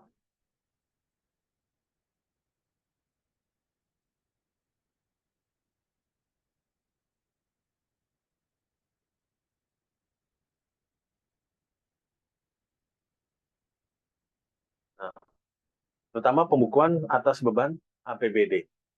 Ya. Pengurus barang pengguna dan pengurus barang pembantu melakukan pembukuan BMD atas perolehan atau penerimaan yang berasal dari pengadaan barang yang dibeli atau diperoleh atas beban APBD wajib mendapatkan dokumen sumber. Nah, itu sudah huruf besar semua itu. Jadi sudah tidak bisa ditawar. Jadi ketika Bapak Ibu diperintahkan ataupun melakukan pembukuan, Bapak Ibu harus wajib pegang dokumen sumber. Pembukuan BMD dilakukan penelitian oleh pejabat penatausahaan pengguna barang untuk daftar barang pada pengguna barang, dan pejabat atau pegawai negeri sipil yang ditunjuk oleh KPB untuk daftar barang pada kuasa pengguna barang. Nah, ini juga peran Bapak Ibu yang hadir di sini selaku kasubag, mungkin kasubag umum maupun kasubag rumah tangga yang mendapatkan mandat sebagai pejabat penatausahaan pengguna barang. Nah, ini juga harus peran aktif ketika pengurus barangnya itu sudah melakukan pembukuan BMD.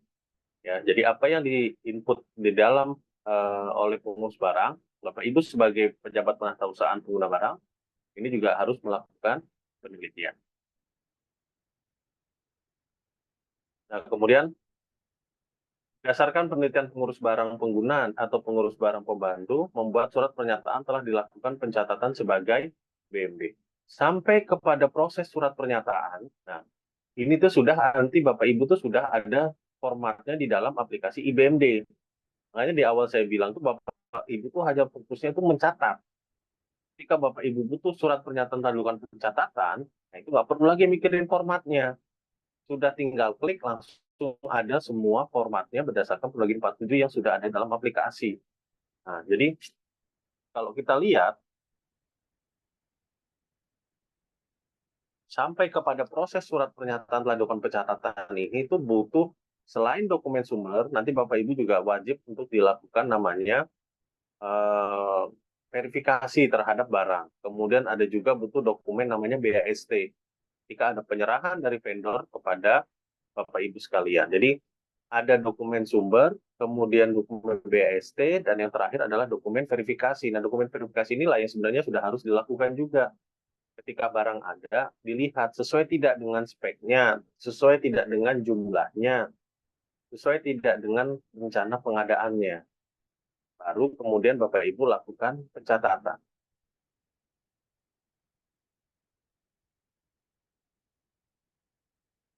Surat pernyataan dilampirkan dalam pengajuan pembayaran. Nah, makanya prosesnya sampai kepada surat pernyataan ini panjang. Kenapa? Supaya benar-benar barang yang dicatat itu memang barang yang sesuai dibeli dengan speknya, dokumen sumbernya ada, ya. baru kemudian bisa keluar namanya surat pernyataan. Jadi jangan lagi Bapak Ibu hanya disuruh mencatat dulu, karena kebanyakan Pemda masih seperti itu. Pengurus barang dipaksa mencatat, dokumen sumbernya nggak ada supaya bisa dilakukan pembayaran. Nanti ketika barang datang ternyata speknya berbeda. Nah, laptop kita mintanya I7 tapi yang datang I5. Yang datang bahkan I3. Nah ini kan tidak sesuai. Itu namanya sama, laptop Asus misalnya. Atau laptop karena TKDN, Zyrex, atau Advent. Nah inilah harusnya secara runut. Dokumen sumber, ada BAST, kemudian dokumen verifikasi. Nah, ketika Bapak Ibu sudah melakukan pencatatan, nah selanjutnya adalah tugasnya di bidang aset. Ya, bidang aset nanti ini melakukan penelitian, ya, melakukan penelitian terhadap apa yang Bapak Ibu input. Makanya sudah saya sampaikan juga kemarin ke Pak Kan dan Bu Dian bahwa ketika yang melakukan verifikasi di bidang aset ini adalah orang yang paham, bukan hanya paham aplikasi, juga paham regulasi. Jadi apa yang diinput oleh pengurus barang, kita lihat kelengkapan dokumennya, barang yang diinput. Nah, ini harus sesuai. Kenapa? Karena ketika ini penginputan itu otomatis nanti sudah masuk ke dalam database, ya. Jadi ketika misalnya oh ini salah ya, repot lagi harus lakukan koreksi. Jadi sebelum kita nambah kerjaan, jadi di awal itu kita harus verifikasi dengan baik. Ini tadi sudah disampaikan dokumen sumber atas beban APBD diperoleh dari PPTK, ya, PPK, sampai kepada bendahara pengeluaran. Jadi dokumen sumbernya fotokopi bentuk kontrak pembelian, ya, kemudian berita acara serah terima, laporan realisasi, dokumen sumber lainnya sesuai kebutuhan. Jadi Bapak Ibu dia harus, jadi ketika disuruh mencatat juga minta mana dokumen sumbernya. Kemudian adalah pembukuan BMD atas perolehan penerimaan dari hibah. Nah, jadi di dalam Permendagri 47 ini Bapak Ibu ini sudah diberikan payung hukum untuk dapat menolak hibah. Kalau misalnya dari khususnya nih kayak Dinas Kesehatan atau Dinas Pendidikan sering tuh menerima hibah mungkin dari Kemenkes atau dari Kementerian Pendidikan. Nah, ternyata barang yang diterima itu tidak sesuai atau kita nggak butuh atau malah lebih parahnya rusak. Nah, kita punya dasar untuk melakukan penolakan. Jadi kita dasar menolak adalah mohon maaf Bapak Ibu kami tidak dapat menerima hibah karena ketika kami terima hibah dan mau melakukan pembukuan di sini tidak dapat dilakukan pembukuan karena apa? Misal jumlah dan spesifikasi barang yang diterima tidak sesuai, ya, dan tidak dapat digunakan untuk penunjang penyelenggaraan tugas pemerintah daerah. Jadi Bapak Ibu punya dasar. Jadi bukan hanya kan, oh mohon maaf Pak, kami menolak hibah kan kami nggak butuh. Ya, tapi oh Pak, mohon maaf, jadi sudah ada dasar hukumnya. Kami berdasarkan Permendagri 47 tahun 2021, ya, kami tidak dapat menerima hibah karena jumlah dan spesifikasi barang yang diterima tidak sesuai. Nah, jadi Bapak ada dasar. Ibu. Jadi jangan kita terima hibah itu masih seperti kita terima kucing dalam karung. Jadi nggak kita lakukan verifikasi, kita terima aja, tapi ternyata yang kita dapat adalah barang-barang rusak. Kalau rusak masih gampang, tapi yang susah adalah ketika barang itu hilang, nggak ada. Ya. Menghapusnya itu nanti yang susah, karena harus dilakukan inventarisasi. Barang yang rusak masih bisa dicatat dulu di aset tetap, nanti sekian bulan baru di reklas. Baru nanti diusulkan pemusnahan atau penjualan. Jadi itu lebih mudah daripada ketika Bapak Ibu terima ternyata barangnya nggak ada. Nah itulah yang susah. Karena ketika Bapak Ibu tanda tangan BAST, kondisi barang apapun dan ada atau tidak tetap harus tercatat dalam aset tetap dalam kondisi baik. Karena prinsipnya adalah ketika kita menerima hibah, bahwa barang tersebut adalah memang dibutuhkan dan digunakan dalam penyelenggaraan fungsi. Kemudian ada juga perolehan penerimaan berasal dari perjanjian atau kontrak, perolehan penerimaan yang berasal dari ketentuan peraturan perundang-undangan, kemudian juga yang berasal dari putusan pengadilan kekuatan hukum tetap, perolehan penerimaan berasal dari dispensasi, dari hasil inventarisasi. Nah inilah yang tadi disampaikan bahwa pembukuan tadi kan dasar tindak lanjut hasil inventarisasi adalah pembukuan. Kemudian yang berasal dari hasil tukar menukar, berasal dari pembatalan penghapusan, dan yang terakhir adalah perolehan penerimaan yang berasal dari lainnya. Jadi sampaikan inilah untuk menampung ada barang-barang yang tidak masuk kategori 1 sampai 9. Seperti yang contohnya adalah hasil bongkaran atau terdapat penambahan hasil reproduksi.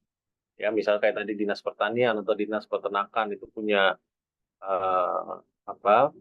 sapi misal ya. Sapinya itu adalah sapi untuk menghasilkan susu atau daging. Tapi ternyata diam-diam sapinya itu kawin terus melahirkan punya anak. Nah, anaknya anak siapa? Padahal yang BMD adalah induknya. Ya. Nah, jadi pertanyaan, Pak, ini anaknya anak siapa? Anaknya kepala dinas atau anaknya kepala bidang aset? Ya. Kalau anaknya kepala dinas, berarti bisa dibawa pulang. Tapi kalau anaknya kepala bidang aset, harus dicatat. Karena sekarang berdasarkan Permendagri 47 sudah menampung itu, jadinya otomatis anak sapi tersebut anaknya kepala bidang aset, jadi harus dicatat. Berdasarkan sumbernya adalah perolehan penerimaan yang berasal dari lainnya. Nah, kemudian juga ada pembukaan BMD atas penggunaan. Jadi tadi yang di awal sudah disampaikan ya, ketika kita melakukan penatausahaan di dalam SKPD, selain ada pencatatan juga ada penetapan status penggunaan. Inilah gunanya ketika kita melakukan pembukuan, ada namanya pengalian atau penggunaan sementara BMD sampai kepada penggunaan BMD yang dioperasionalkan oleh pihak. Inilah yang harus diperhatikan nih, kayak Dinkes, Dispora, ya. Kalau misalnya ada PMI itu yang kerjasama dengan Dinkes dan menggunakan asetnya Pemda, jangan lagi gunakan istilah pinjam pakai. Tapi yang benar adalah penggunaan BMD yang dioperasionalkan oleh pihak lain. Nah, ini dibuat adalah untuk menampung tadi yang menunjang fungsi SKPD. Dispora itu ya berarti KUNI itu, ya. Atau misalnya Sbangpol, apa di bawahnya misalnya forum komunikasi umat beragama, nah itu juga bisa digunakan penetapan status penggunaan yang dioperasionalkan oleh pihak lain. Ini ada pembukuan penerimaan internal, ini tuh dalam arti SKPD induk dengan UPT di bawahnya. Jadi untuk melakukan pencatatan penerimaan dan pengeluaran dalam satu lingkup SKPD. Jadi ketika misalnya tadi di Dinas Pendidikan itu ada pengadaannya tuh dari laptopnya di Dinas Pendidikan, ya, kemudian mau didistribusikan kepada pengguna, ya cukup dilakukan SKPD Dinas Pendidikan melakukan pembukuan pengeluaran internal, ya. Sekolah-sekolah itu melakukan pembukuan penerimaan internal. Jadi semuanya itu tertib, nanti dituangkan dalam bentuk berita acara serah terima. Misalnya SDN 1 ya menyerahkan alat musik ke SDN 2. Nah, itu masih sebagai pembukuan dan pengeluaran penerimaan internal. Jadi cukup BAST kemudian sebagai dasar untuk pencatatan dan penghapusan dari daftar barang milik daftar BMD di kuasa pengguna barang. Ini ada juga Bapak Ibu pembukuan pemanfaatan, ya, dicatat pada daftar barang aset lainnya, pada aset kemitraan, pinjam pakai tetap pada aset tetap. Ya, dokumen sumbernya ketika kita melakukan pembukuan pemanfaatan adalah surat persetujuan, surat perjanjian, dan dokumen pendukung lainnya. Nah, jadi ketika Bapak Ibu ini melakukan ya tadi pembukuan ini harus ada dokumen sumber semua. Kalau ini jelas ya dokumen sumbernya. Ya, kalau ini tadi ini APBD berarti adalah dokumen sumbernya ini kontrak. Kalau hibah tentu dokumen sumbernya adalah BAST. Ya, perjanjian kontrak. Ya, berarti misalnya tadi pemanfaatan ada bangunan di atas hasil pemanfaatan, berarti itu kan hasil perjanjian. Berarti harus dituangkan ada surat perjanjian dan BAST-nya. Tentuan berasal dari ketentuan perundang-undangan tadi ya misalnya P3D ya, P3D atau hal yang lain. Berarti itu juga harus ada dokumen sumbernya BAST. Putusan pengadilan yang berkekuatan hukum tetap, berarti sudah harus ada putusan pengadilan ya untuk sebagai dasar pembekuan. Dan hasil inventarisasi, dokumen sumbernya adalah hasil inventarisasi, kemudian tukar menukar, BAST. Jadi semua ini harus ada apa namanya dokumen sumber. Nah, pembukuan atas penggunaan ini didasarkan dokumen sumber berdasarkan tentang ketentuan peraturan perundang-undangan mengenai pengelolaan BMD. Ya, ini tadi SK kepala daerah ketika dilakukan mutasi barang atau pengalihan tentu ada SK kepala daerah. Penggunaan sementara juga penggunaan BMD yang dilaksanakan pihak lain itu juga. Dan penerimaan internal tentu dokumen sumbernya adalah BAST. Nah, ini reklas. Jadi reklas dilakukan apabila terdapat pemindahan satu akun dari pos ke pos lainnya sesuai dengan penggolongan dan kodifikasi. Bisa karena kesalahan pencatatan, perubahan fungsi, rusak berat atau usang, ya, rusak hilang, aset bersejarah, ketentuan perundang-undangan, sebab lain. Reklas dapat dilakukan sewaktu-waktu. Nah, inilah dokumen sumber yang misal salah pencatatan, seharusnya apa, kendaraan operasional misal, malah dicatatnya kendaraan dinas perorangan. Sumbernya apa? Cukup juga bisa dari surat pernyataan atau dari tangan pengguna barang, ya. Atau misalnya BPK melakukan pemeriksaan, kemudian ada rekomendasi, nah itu juga bisa dilakukan untuk reklas. Hasil inventarisasi atau dokumen sumber lainnya. Jadi ketika ada salah pencatatan, nah itulah harus dilakukan reklas. Nah makanya tadi tuh kayak misalnya penginputan, makanya penginputan tuh pembukuan di awal itu harus benar, ya, supaya nggak perlu lagi kita capek-capek untuk menyiapkan reklas, bikin lagi surat pernyataan, kemudian kita lakukan reklas.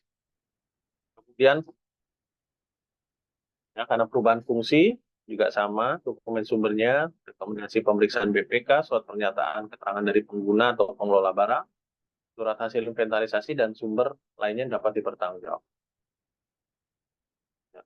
Makanya saya bilang tadi itu yang nanya soal mobil, ya, mobil kecamatan yang digarasi. Nah dia, kalau memang dia statusnya masih sebagai aset tetap, nah itu harus direklas ke aset lainnya. Nah, berarti rusak berat atau usang. Ya, ini rusak berat atau usang, dokumen lainnya, dokumen sumbernya berita acara hasil pemeriksaan perubahan kondisi fisik BMD, atau dokumen sumber lainnya yang dapat dipertanggungjawabkan. Nah, ketika Bapak Ibu kemudian mau mengkategorikan ini kondisinya baik, rusak ringan atau rusak berat, jadi Permendagri 47 itu sudah ada patokannya. Tanah kondisi baik itu seperti apa, rusak berat itu seperti apa. Jadi bukan hanya berdasarkan pemahaman kita. Alatan dan mesin kondisi baik itu seperti apa, kondisi rusak ringan itu seperti apa. Nah, itu sudah ada di dalam Permendagri 47.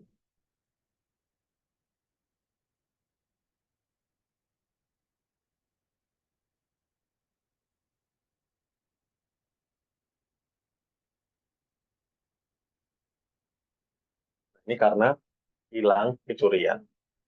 Dokumen sumber, nah inilah dokumen sumber Pak. Amit-amitnya kalau misalnya Bapak pegang BMD, kemudian itu hilang, harus langsung diurus ke polisi untuk membuat laporan kehilangan. Jangan hilangnya sekarang, Bapak baru lapor tahun depan.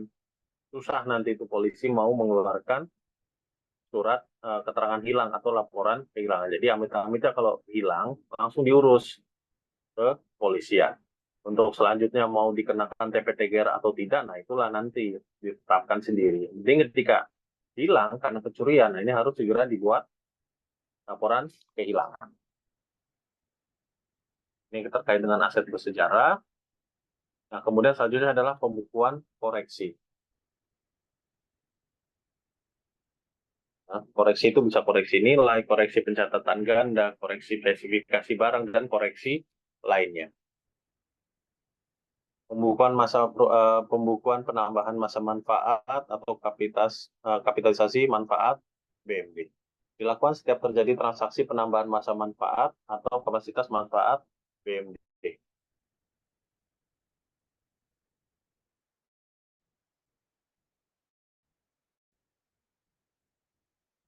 Kemudian pembukuan penyusutan atau amortisasi.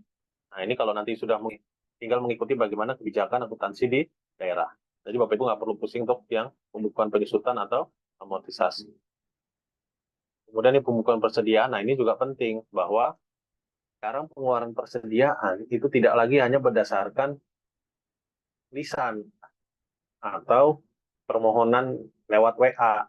Pak, saya besok minta kertas 2 rim ya Pak, atau misalnya saya butuh ATK sekian, tapi harus berdasarkan surat permintaan, ya.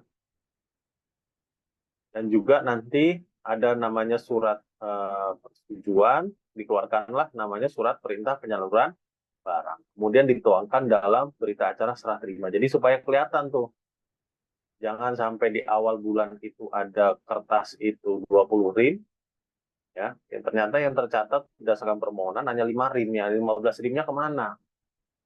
Makanya nggak jelas kan, hilang itu barang persediaan. Nah, dengan adanya ini penggunaan aplikasi IPMD dan Permendagri 47, jadi semuanya sudah rapi, hanya berdasarkan surat permintaan. Nah, surat permintaan inilah yang nanti direkap. Oh, ini dari bidang ini minta ini, dari bidang ini minta ini.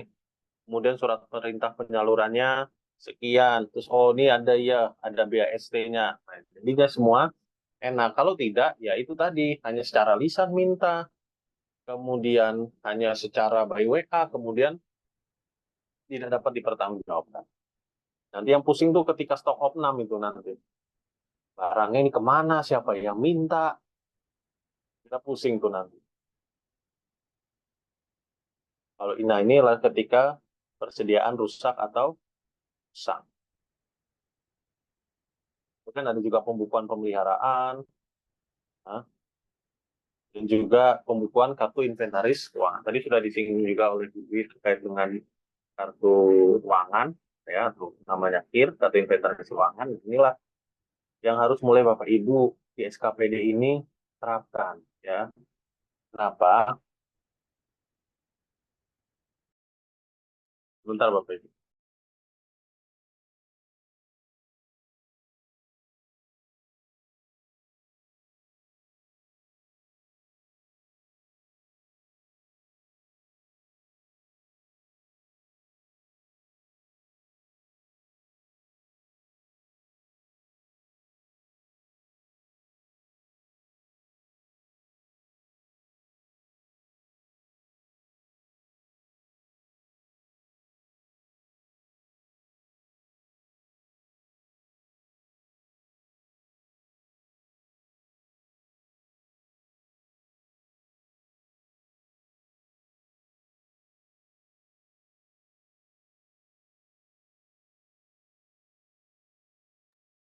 Nah, jadi Bapak Ibu ketika nanti Bapak Ibu sudah menggunakan IPMD, ya, nah ini adalah salah satunya pembukuan kartu inventaris keuangan. Nah, ini juga penting Pak, nanti ketika Bapak Ibu melakukan inventarisasi, nah ini juga untuk mempermudah. Jadi kalau misalnya sekarang di setiap ruangan itu KIR-nya yang tertempel adalah KIR tahun 2018, 2017 bahkan, segera diperbarui, ya. Kenapa? Karena nanti ini mempermudah ketika Bapak inventarisasi nyari 2000 barang, ya, kalau nggak ada itu KIR, mau berapa kali Bapak Ibu itu keluar masuk ruangan hanya untuk mencari barang. Mau berapa kali Bapak Ibu keluar masuk gudang hanya untuk melakukan inventarisasi. Ya, di KIR itu Bapak Ibu perbarui, ya. Kalau secara aturan itu bisa setiap semester, kemudian ketika terjadi perpindahan atau penambahan barang dalam ruangan atau perubahan penanggung jawab ruangan. Di sini pengurus barang jangan langsung berpikiran, waduh, nanti tambahan lagi tugas saya nih ngurusin KIR. Nah, KIR ini tuh nggak harus pengurus barang, ya. Bisa kemudian ini Bapak Ibu pejabat penata usaha pengguna barang memerintahkan siapa nanti pengurus barang ini hanya bagian koordinir aja, atau pengurus barang ini hanya bertanggung jawab terhadap ruangan yang ada di ruangannya Pak Kepala Dinas misal, atau hanya di ruangannya Pak Kepala Badan, ya. Untuk di ruang-ruang rapat, ruang bidang, ya, itu menjadi tanggung jawab yang lain, itu bisa. Nah, ini KIR itu penting tadi saya bilang untuk mempermudah, ya, karena nanti ketika sudah menggunakan aplikasi BMD kemudian nanti mau inventarisasi, nah ini untuk mempermudah barang ini posisinya di ruangan mana, kondisinya bagaimana. Kalau ini tidak ada, Itu tadi saya bilang beberapa kali Bapak Ibu keluar masuk ruangan yang sama. Untungnya masih satu lantai. Coba kalau lantainya sampai lantai 3, Bapak Ibu naik turun tangga itu hanya nyari satu bar. Yang ternyata barang tersebut ternyata ada di gudang.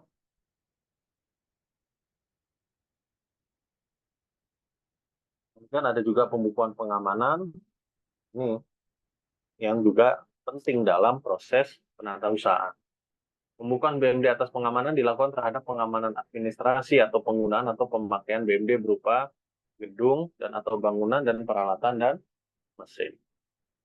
Pembukuan BMD atas pengamanan administrasi berdasarkan dokumen sumber dan pembukuan BMD pengamanan atas pengamanan administrasi dilakukan apabila terdapat penggunaan atau pemakaian BMD menjadi tanggung jawab mutlak pejabat atau pegawai Pemda yang menggunakan untuk menunjang fungsi dan pengembalian BMD yang telah digunakan oleh pejabat atau pegawai pemerintah daerah yang bersangkutan. Kemudian pembukuan penghapusan. Nah, inilah pembukuan IBAR. Ya. Merupakan pembukuan dari kegiatan transaksi yang terjadi pada setiap BMD dikecualikan untuk persediaan. Setiap BMD memiliki NIBAR pada saat perolehan penerimaan awal barang diterima dan diakui sebagai BMD. NIBAR tidak dapat dilakukan perubahan atau dihapus kecuali dihapus dari daftar BMD atau terjadi koreksi. Nah, yang istilah lainnya adalah NIBAR, nomor induk barang. Ya. Jadi setiap barang itu sama seperti orang, punya NIK-nya masing-masing. Jadi setiap pengadaan itu ketika Bapak menginput, itu sudah by system, sudah otomatis memiliki NIBAR. Jadi ada sekarang di ruangan Bapak Ibu sekalian itu ada misalnya 100 kursi, berarti ada 100 NIBAR yang berbeda untuk kursi. Ya. Dan selain NIBAR mungkin Bapak sudah tidak asing dengan namanya kode register. Nah, NIBAR sama dengan NIBAR dan kode register itu bisa sama, bisa berbeda. Bisa sama itu ketika dari awal pengadaan sampai barang itu mau dihapus, barang itu ya fungsinya itu dan di SKPD yang sama. Kecuali ketika barang itu sudah pindah ya atau sudah mutasi ke SKPD lain, tentu kode registernya pasti berubah. Tapi NIBAR-nya itu akan tetap sama sampai barang itu dihapus. Nah, inilah informasi KIBAR, mulai dari unit pemakai, data barang, penerimaan awal, sampai kepada penghapusan. Jadi, apa yang pernah terjadi terhadap barang tersebut, itu semuanya ada di dalam KIBAR.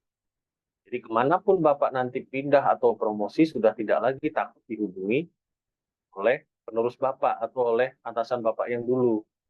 Ini kemana barangnya? Oh, si itu yang tahu. Coba telepon, coba datengin ke kantornya. Nah, itu Bapak Ibu sudah merasa merdeka dari aset karena berhasil pindah, tapi ternyata belum merdeka. Nah, itulah pentingnya, makanya ketika Bapak Ibu melakukan pembukuan, harus semuanya tercatat apa yang terjadi pada barang tersebut. Ini pelaporan. Jadi pelaporan ini bisa pelaporan perolehan, penerimaan, penggunaan, sampai pengamanan.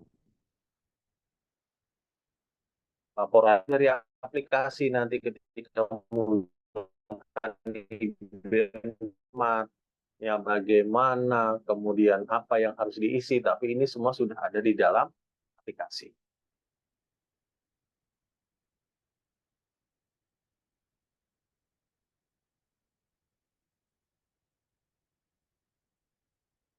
Ini juga terkait dengan rekon. Nah, inilah Bapak Ibu, rekon ini harus Bapak Ibu perhatian karena tadi ini masuk ke dalam penilaian MCP KPK. Jadi rekon itu ada 4 pengurus barang pengguna dengan pengurus barang pembantu dilakukan per triwulan.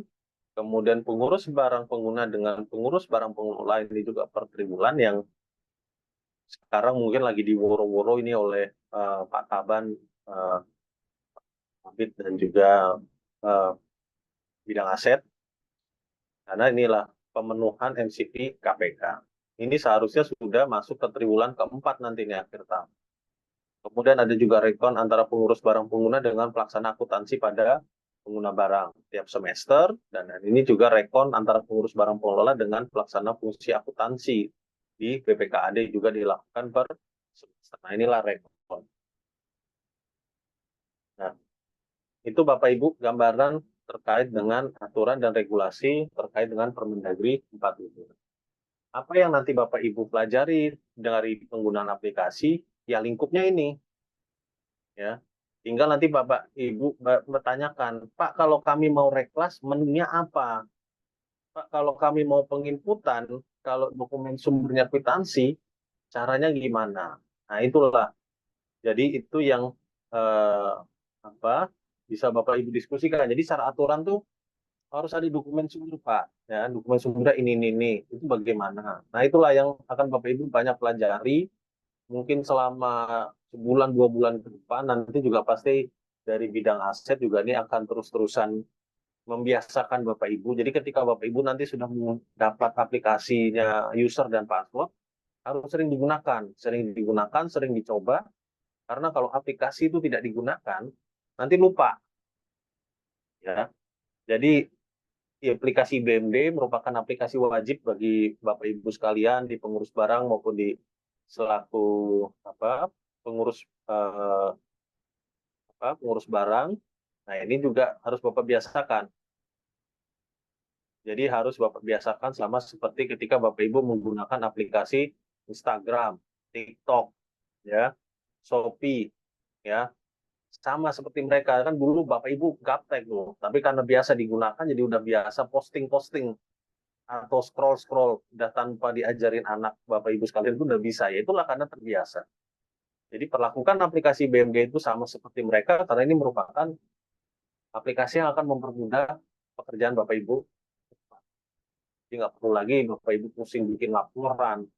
Ya tugas Bapak itu sekali lagi hanya proses penginputan tuh di awal. Jadi apapun itu terjadi transaksi terhadap barang harus langsung Bapak input. Jika pimpinan butuh sudah tinggal tarik dari aplikasi. Nanti ditanya, Pak, kami kalau butuh laporan ini bagaimana? Itulah yang harus Bapak pelajari dalam aplikasi. Mungkin itu Bapak Ibu sekalian yang bisa kami sampaikan. Tadi Budi sudah menyampaikan gambaran terkait pentingnya penatausahaan. Kemudian barusan juga saya sudah menyampaikan secara aturan teknis dari aplikasi IBMD. Jadi bermanfaat. Mungkin ini Bapak Ibu juga mungkin ada pertanyaan, tapi mohon maaf kalau keterbatasan kami di sini tadi mendengar itu suara seperti kurang jelas. Jadi mungkin kita ada waktu lain kita bisa bertatap muka secara langsung. Jadi Bapak Ibu bisa nanya secara fleksibel itu, secara puas. Ya, karena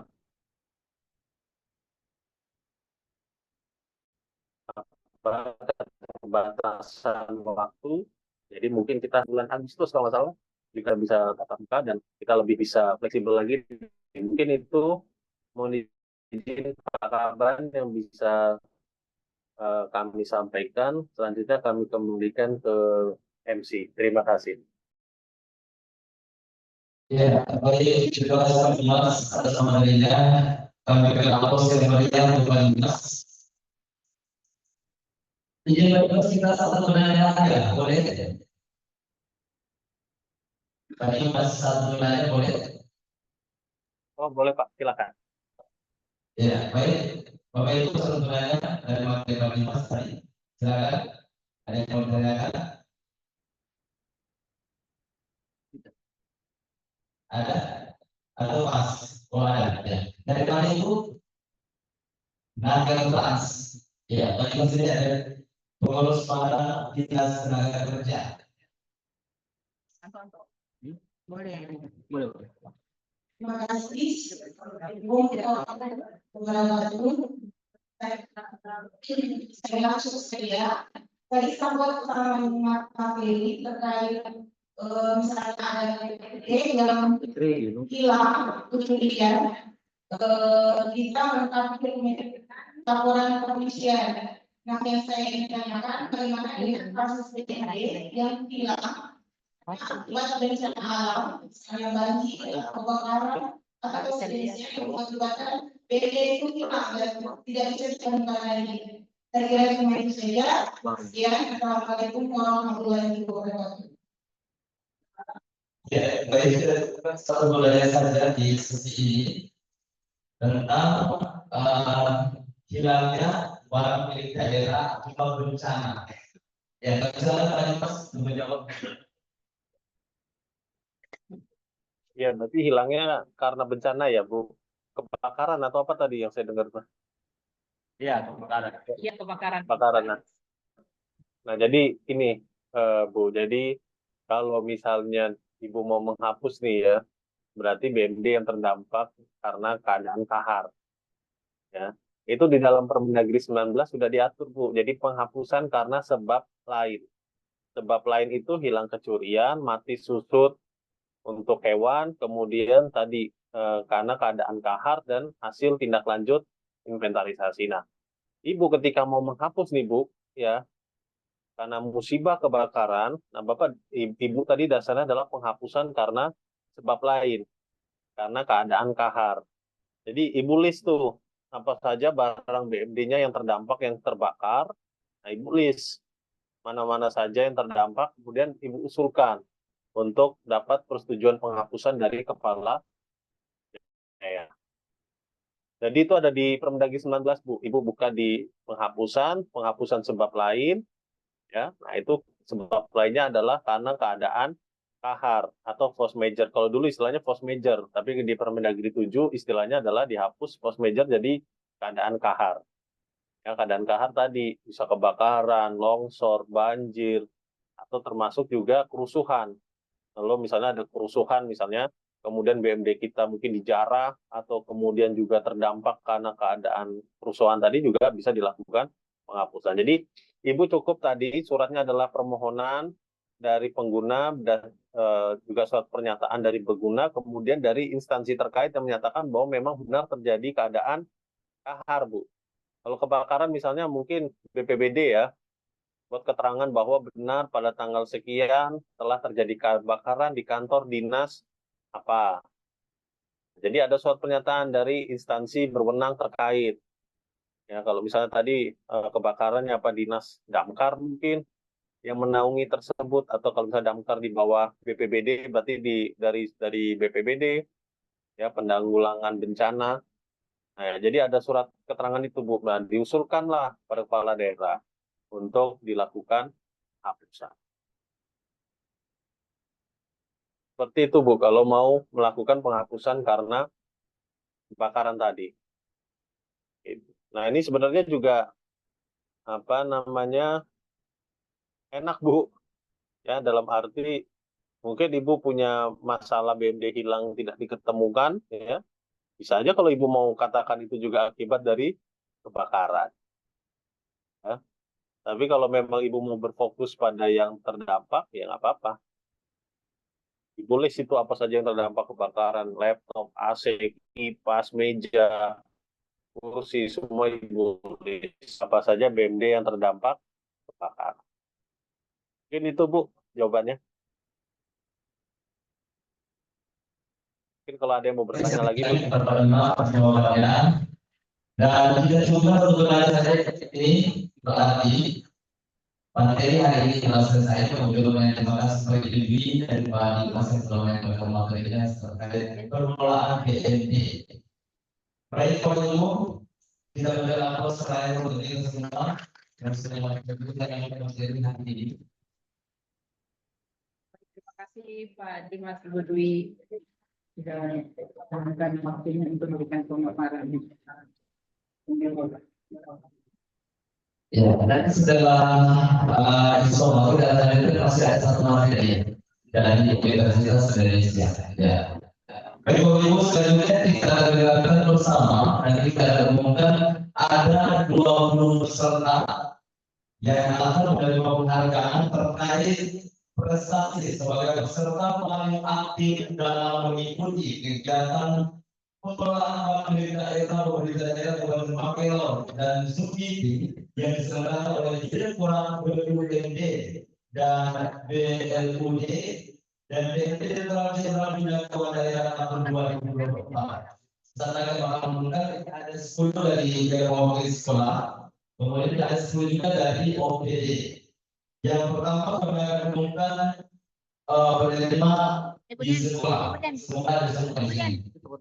Yang pertama kesehatan untuk masyarakat Dewi Firmawati SD dari SDGT Kecamatan Panggilan Kamisan. SDGT Pelaku SD dari SMP Salam Nede Kecamatan Panggilan ada? Oh tidak ada. Baik, selanjutnya Soprianto Sudah dari SMP Terselum Kecamatan Panggilan Kamisan. Kemudian ada Usman S dari SMP 3 Bangkai. Kamisan. Masa Limpopo dari SMP 4 Bukan Kepulauan. Ada? Oh tidak ada. Ya. Selanjutnya masih dari sekolah ada Nur Apniah dari SD Lambako. Silakan. Yelan Ludani SD dari SD Salamanito. Ada juga Susito dari SD Kertomoyo. Silakan. Ada Alo Palari AMA kami silakan. Kemudian ada Prewani SD dari SD Inggris Ibu. Kita itu ada. Pertama kemudian kedua dari sekolah. Oke. Sebelum ke jadi Wani. Ya, saya mohon untuk pengertian dengan Bapak PD ada 10. Oh, langsung saja. Oke. Yang sekolah kita dulu oleh kami asik. Kami salah biasa.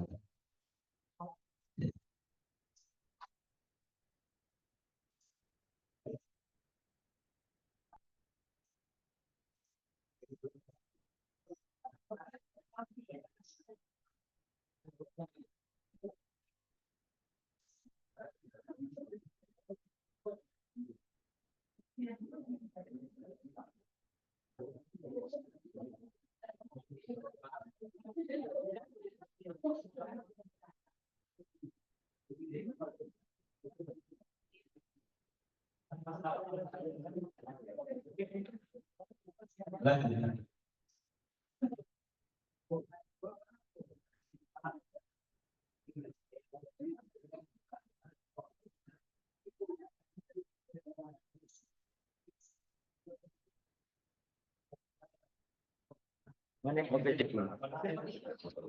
pendidikan di bawah.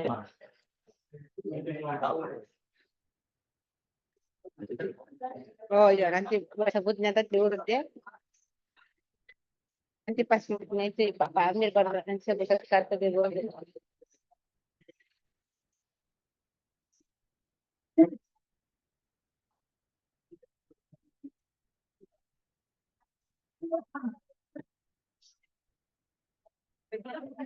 Untuk yang lain perubahan hasil yang hasil mengambil perubahan dengan orang yang bersihkan.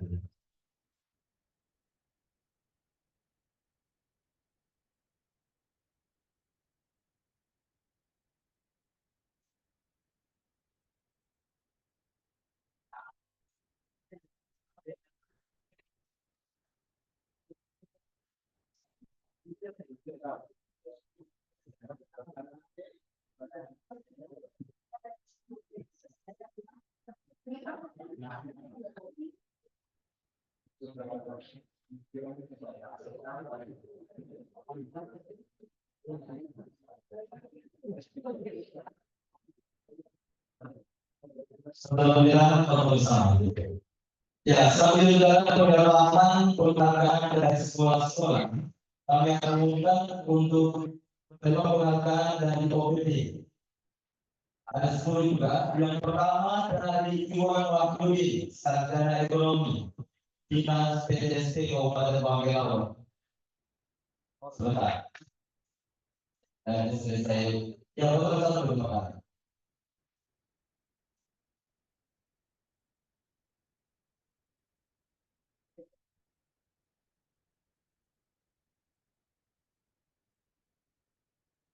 Iwan Wahyudi, sarjana ekonomi dari PTSP, kemudian Nurdin Hakhairul dari BPPD, Agus Salim Esko dari Kora.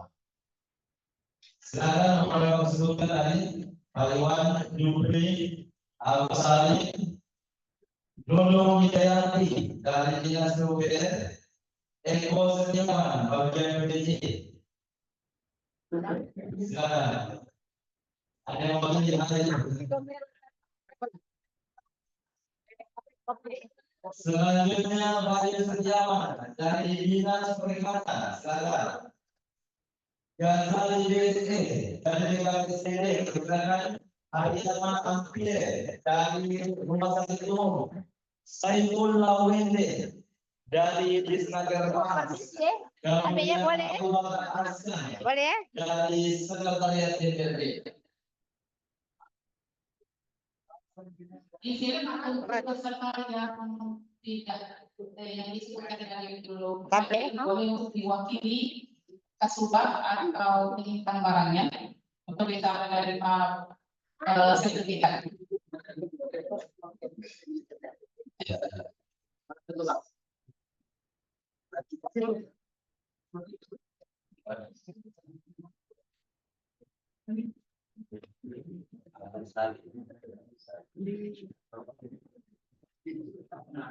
Tapi boleh? Numpangnya? Iya, iya, iya. Iya, iya.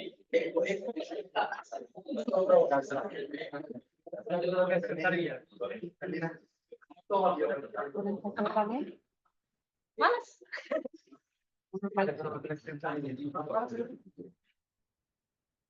Konten lagi, konten. Tapi. Baik. Oh, sedikit lagi. Ada yang mau ya, pas. Ya, sekarang Bapak itu menggunakan kembali piagam penghargaan.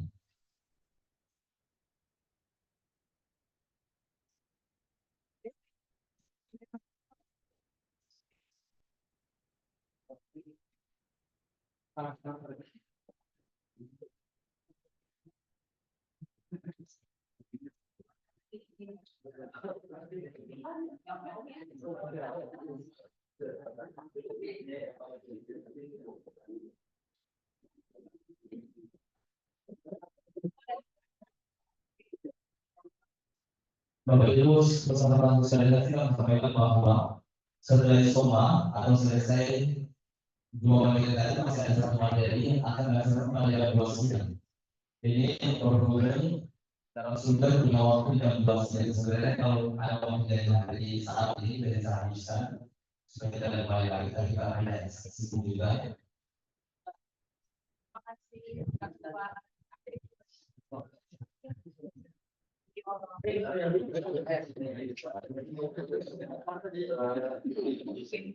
Ya. Nanti diharapkan semua peserta bisa di materi ketiga karena materi selanjutnya ini tentang aplikasi ini. Jadi semua diharapkan bisa hadir pada jam 2 siang mengikuti jalan materi tentang aplikasi ini. Dan itu bersama.